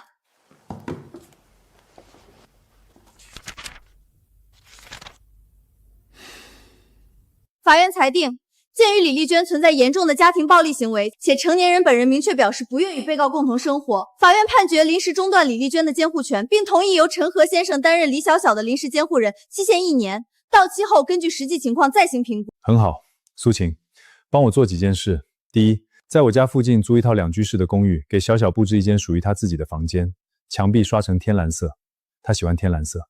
第二，联系附近最好的大学，办理转学手续。第三，约沈老板吃个饭。小小搬出来的第1天，应该有人陪他。陈总，您这是在约会吗？工作安排。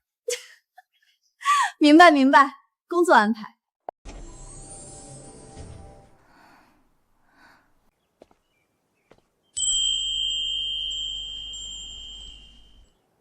陈叔叔，沈姐姐，我可以走了吗？可以了，走吧，回家。走，陈叔带你回家。回家后，我要陈叔你做我的素描模特。好，你说做什么就做什么。回家后，我要陈叔你做我的素描模特。好。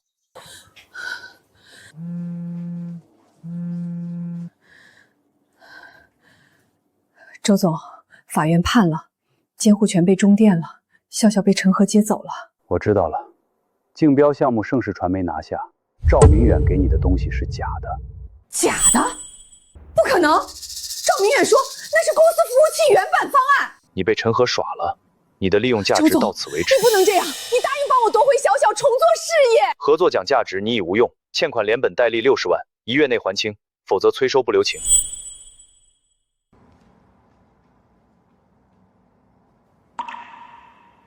我就是棋子，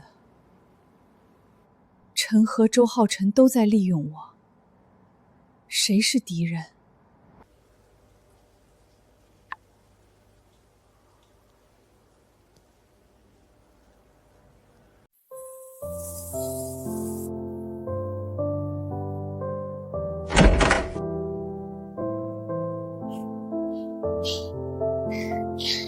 陈叔叔，你回来啦！沈姐姐做了红烧排骨，超级香。沈姐姐做的，那肯定好吃。陈总，别看我是做生意的，厨艺可不比专业大厨差。来来来，先洗手，开饭。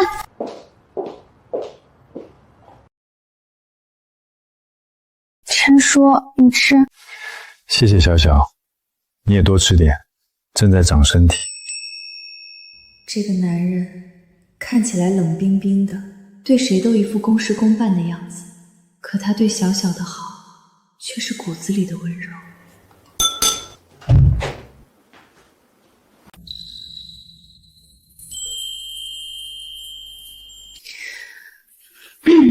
陈总，有件事儿我想跟你说。小小搬过来之后，状态好了很多。但他有时候半夜还是会做噩梦，醒了以后就坐在床上发呆，等天亮。他需要一个真正的家，不是临时监护，是那种永远不会消失的安全感。我知道，所以我已经让律师在准备正式的收养申请了。你要正式收养他？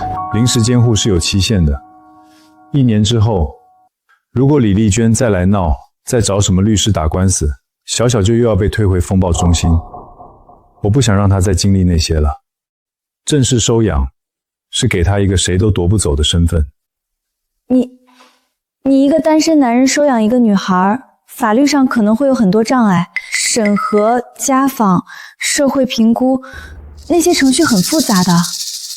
所以沈老板，收养审核的时候，他们可能会问小小身边有没有女性的家庭角色。如果你不介意的话，能不能以小小的生活顾问的身份，配合做一些审核和家访？陈和，你这个人连请人帮忙都说得像签合同一样。当然可以，不用说什么不情之请，我愿意的。当然可以，不用说什么不情之请，我愿意的。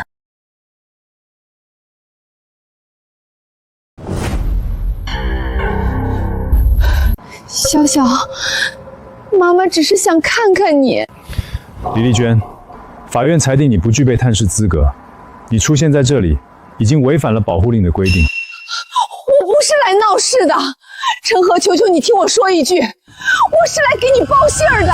周浩辰他没有放弃，竞标的事情他输了一局，恨你恨到了骨头里。他现在正在查你个人的背景，你父亲当年的事儿，他说只要找到你的黑料，就能彻底毁了你和盛世传媒的声誉。你为什么要告诉我这些？因为周浩辰把我也甩了。竞标失败以后，他直接翻了脸，逼我还钱60万。我已经欠了老刘30万了，加起来快100万。我什么都没有了，陈和，什么都没有了。我不指望你原谅我，也不指望你帮我，我就是想在彻底完蛋之前做一件不那么混蛋的事儿。你小心周浩辰，他比我狠10000倍。谢谢你的消息，但李丽娟，你以后不要再出现在小小面前了。你做的那些事，伤害已经造成了，不是一句报信就能弥补的。小小，妈妈对不起你。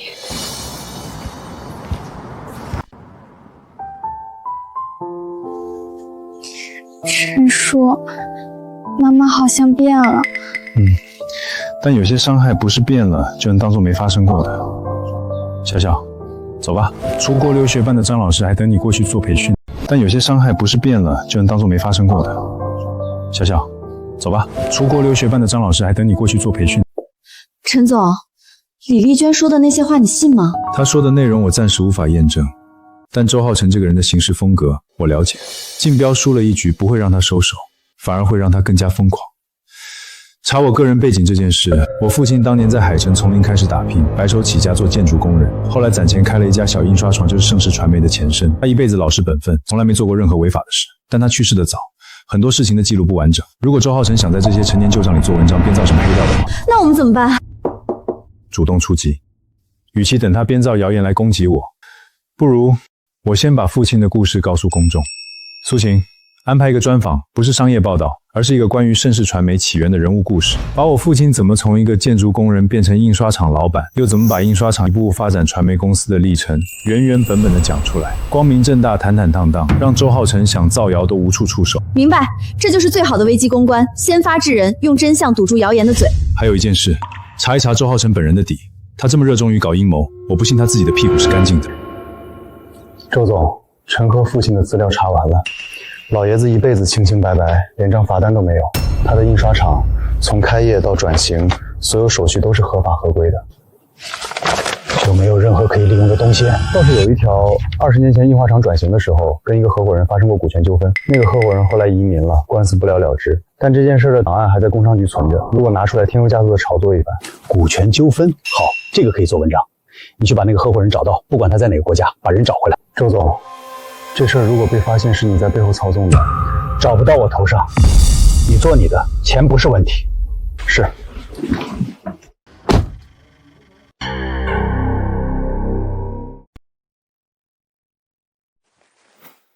陈总，很多人只知道盛世传媒是海城传媒行业的标杆，却不知道它的前身只是一家小印刷厂。能跟我们讲讲这段故事吗？可以。盛世传媒的前身叫盛世印刷，是我父亲在1995年创办的。那年他32岁，刚从建筑工地上退下来，用省吃俭用攒了6年的8万块钱买了2台二手印刷机，在解放路的一间地下室里开了工。这是我父亲来海城的第一天，他推着自行车，口袋里只有30块钱。他常跟我说，做人做事只有一个原则，对得起自己的良心。从一家地下室印刷厂到今天海城最大的传媒集团，这中间一定经历了很多困难吧？困难太多了。最难的时候是2003年，印刷厂差点倒闭。当时所有人都劝我父亲放弃，但他一个人扛着所有的债务，挨家挨户去找客户，一张名片一张名片的递。他说，只要你的活对得起人家付的钱，客户就会回来。后来客户真的回来了。听说转型期间还发生过一些合伙人纠纷。有，当时有一位合伙人因为经营理念不同，跟我父亲产生了分歧，最后协商退股了。这件事的法律文书在工商局都有备案，所有过程合法合规，清清楚楚。父亲在世的时候常说，做生意可以有分歧，但不能做亏心事。他给了那位合伙人应得的每一分钱，没有拖欠过一天。最后一个问题，您觉得您父亲对您影响最大的是什么？良心。他教会我，不管做什么行业，良心是底线。没有良心的生意做得再大，也只是一座沙子堆的城堡，风一吹就塌了。盛世传媒能走到今天，不是因为我有多聪明，是因为我父亲给我打下了一个干干净净的地基。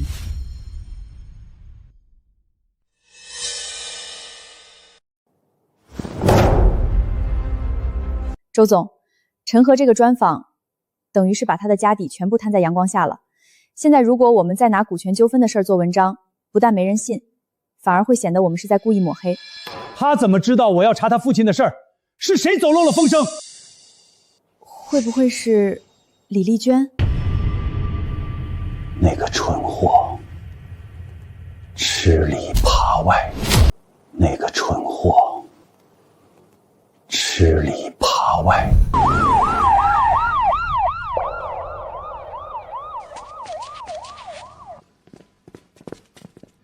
请问哪位是李丽娟？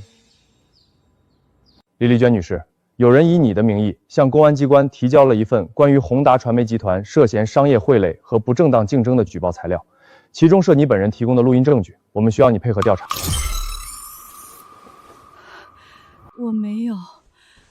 我没有举报过。举报材料是通过你的前律师赵振国转交的，他声明是受你的委托。李女士，请跟我们走一趟。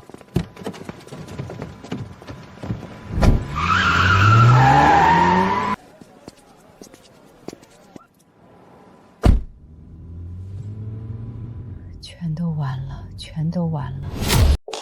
陈总，大消息！公安机关正式对宏达传媒集团启动了商业贿赂和不正当竞争的调查，周浩辰已经被限制出境了。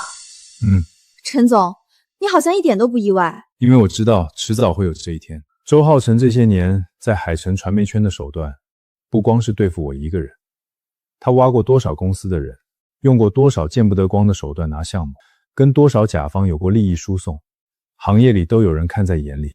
他只是太自信了，觉得没人敢动他。据说关键证据是李丽娟提供的录音，周浩辰指使他行贿赵明远，干预银行抽贷，以及策划针对我们的商业间谍活动，全都录了音。李丽娟录了音？是的，据说他跟周浩辰合作的时候就偷偷录了好几段通话。不过这些录音不是他主动提交的，是赵振国律师带他提交的。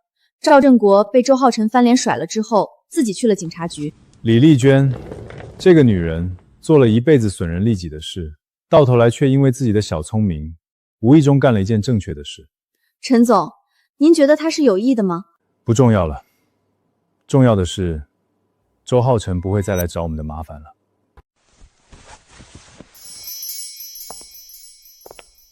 苏晴，把公司上个季度流失的那几个客户重新联系一遍。周浩辰出事了，那些被他用不正当手段抢走的客户，很快就会重新考虑合作对象。还有，给王厂长打个电话，告诉他好消息，他的工厂不用再担心被人暗中使棒子了。明白。李丽娟，你提供的通话录音我们已经做过技术鉴定，确认是真实有效。周浩辰指使你行贿盛世传媒员工，干预银行信贷等行为已经查实。作为证人，你的配合态度对后续量刑会有影响。我知道了。还有一件事，关于你之前涉嫌售伪劣产品的案件，盛世传媒的诉讼还在进行中，但考虑到你在宏达传媒案中提供了关键证据，检察院有可能会建议对你从轻处理。警察同志，我能问一件事吗？我女儿，她现在好吗？我不负责这件事，但据我所知，你女儿现在由陈和先生担任临时监护人，生活和学习情况都很稳定。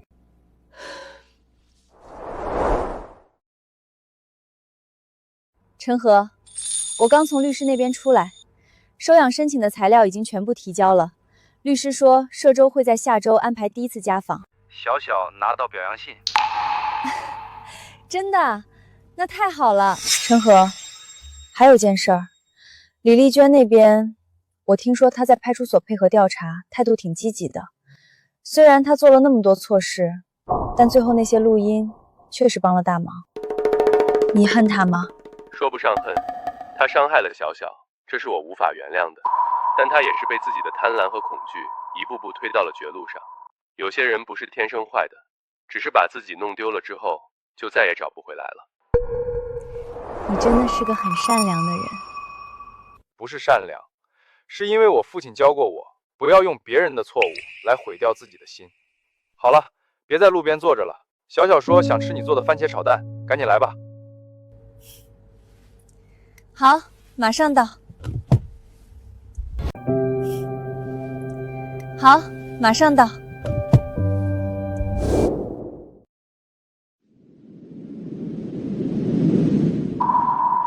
经本院审理查明，被告人周浩辰作为宏达传媒集团实际控制人，利用商业贿赂手段收买竞争对核心员工，窃取商业机密，干预金融机构正常信贷活动，破坏市场秩序，情节严重。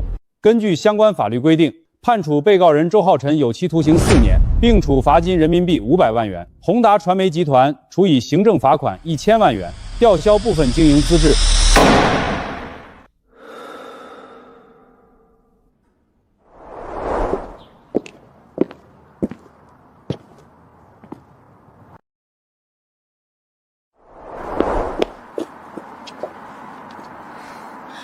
结果怎么样？4年。终于结束了。是啊，结束了。不管是李丽娟还是周浩辰，他们都为自己的选择付出了代价。但说实话，这个过程中没有真正的赢家。一个女人毁了自己的一生和女儿的童年，一个企业家毁了自己的自由和声誉。如果他们当初能守住底线，这一切本来都不会发生。所以你才一直在守底线，对吗？不管别人怎么对你，你做的每一件事都干干净净、堂堂正正。陈和，这是你最让人敬佩的地方。沈老板，你今天怎么这么会说话？我平时不会说话吗？沈芳菲，谢谢你。谢我什么？谢谢你让我相信，做好人不是傻。不客气。但以后你要是再叫我沈老板，我就不帮你做番茄炒蛋了。我就不帮你做番茄炒蛋了。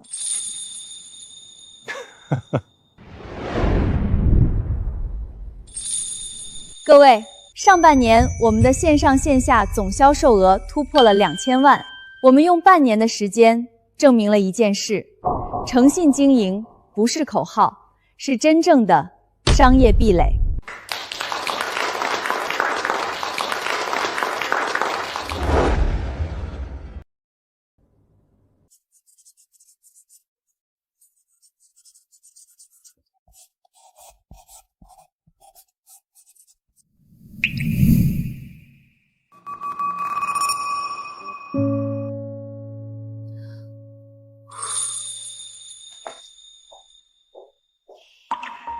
陈叔，我马上要出国了，这幅画送给你和沈姐姐。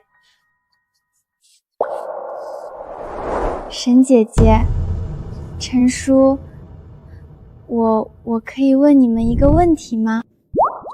什么问题？你们以后会结婚吗？这个问题太复杂了，你不需要了解。我去洗碗。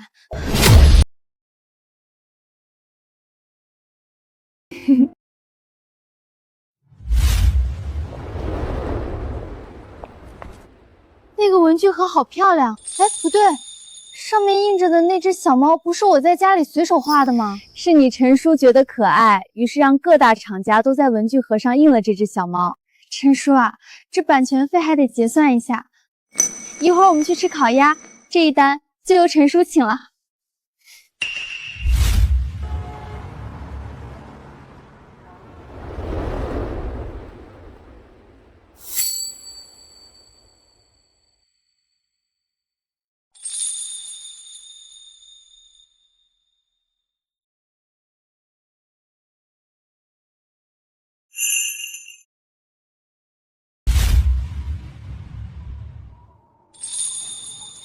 陈总，你今天太阳打西边出来了。风太大了，沈芳菲，法院批准了收养申请。从法律上来说，小小现在正式是我的女儿了。真的？太好了！小肖知道吗？还不知道，我想今天晚上告诉他。但是在告诉他之前，有一件事我想先告诉你。这1年多来，从最开始的合作到后来一起照顾小小，一起经历了这么多事儿，我不太会说那些花哨的话，但我想让你知道，你不只是我的合作伙伴，也不只是小小的沈姐姐，你是我想一直走下去的人。陈和，你知道小小上次问我们会不会结婚，你说太复杂了，现在还复杂吗？不复杂了。小小，叔叔有一件很重要的事要告诉你。什么事？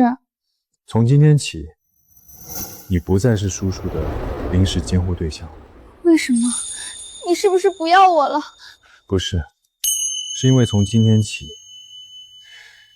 你正式成为了陈小小，我是你的爸爸。爸爸。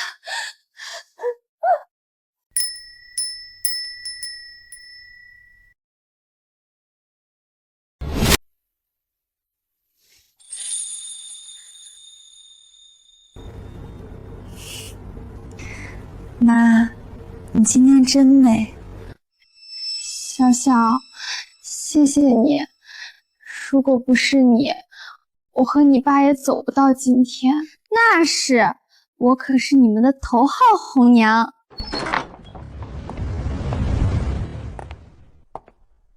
沈总，不，老板娘，这是陈总特意让我去取的婚戒。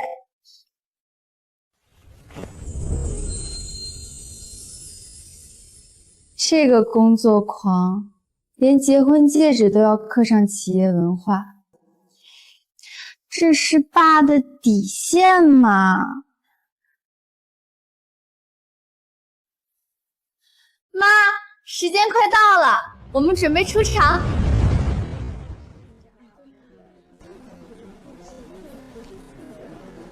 陈总，恭喜恭喜！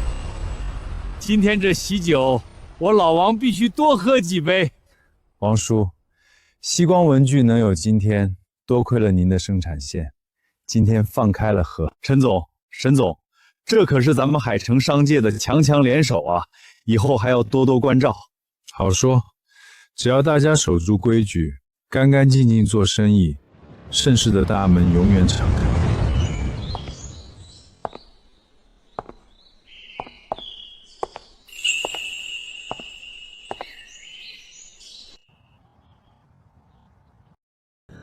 报应，这都是我的报应。我把亲生女儿当摇钱树，当出气筒，最后把她推给了别人。芳菲，感谢你走进我的生命，未来无论风雨，我都会护你们母女周全。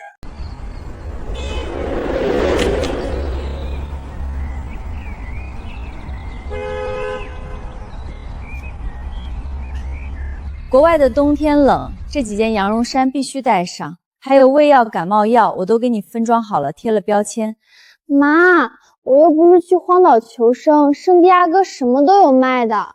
外面的东西能有妈准备的贴心，不许拿出来。小小，这个带上。爸，我有画笔了，带钢笔干嘛？小小，你出去是学艺术的，艺术需要灵感，更需要底线。这支笔代表着我和你妈是怎么起家的，也代表着盛世传媒和西光为主的。外面的世界很多，当你以后面临选择，面临名利的诱惑时，看看这支笔，记住不管走多远，飞多高，做事良心不能丢。爸，我记住了，人在，良心就在。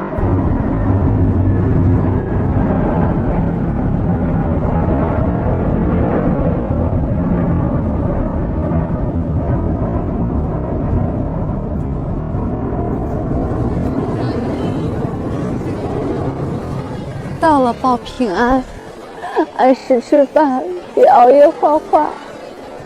知道了，妈。你跟我爸在家好好的，别总是为了公司的事儿加班。爸，谢谢你，谢谢你给了我一个家，给了我新的人生。去吧，去换你心里最美的世界。天塌下来，爸给你顶着。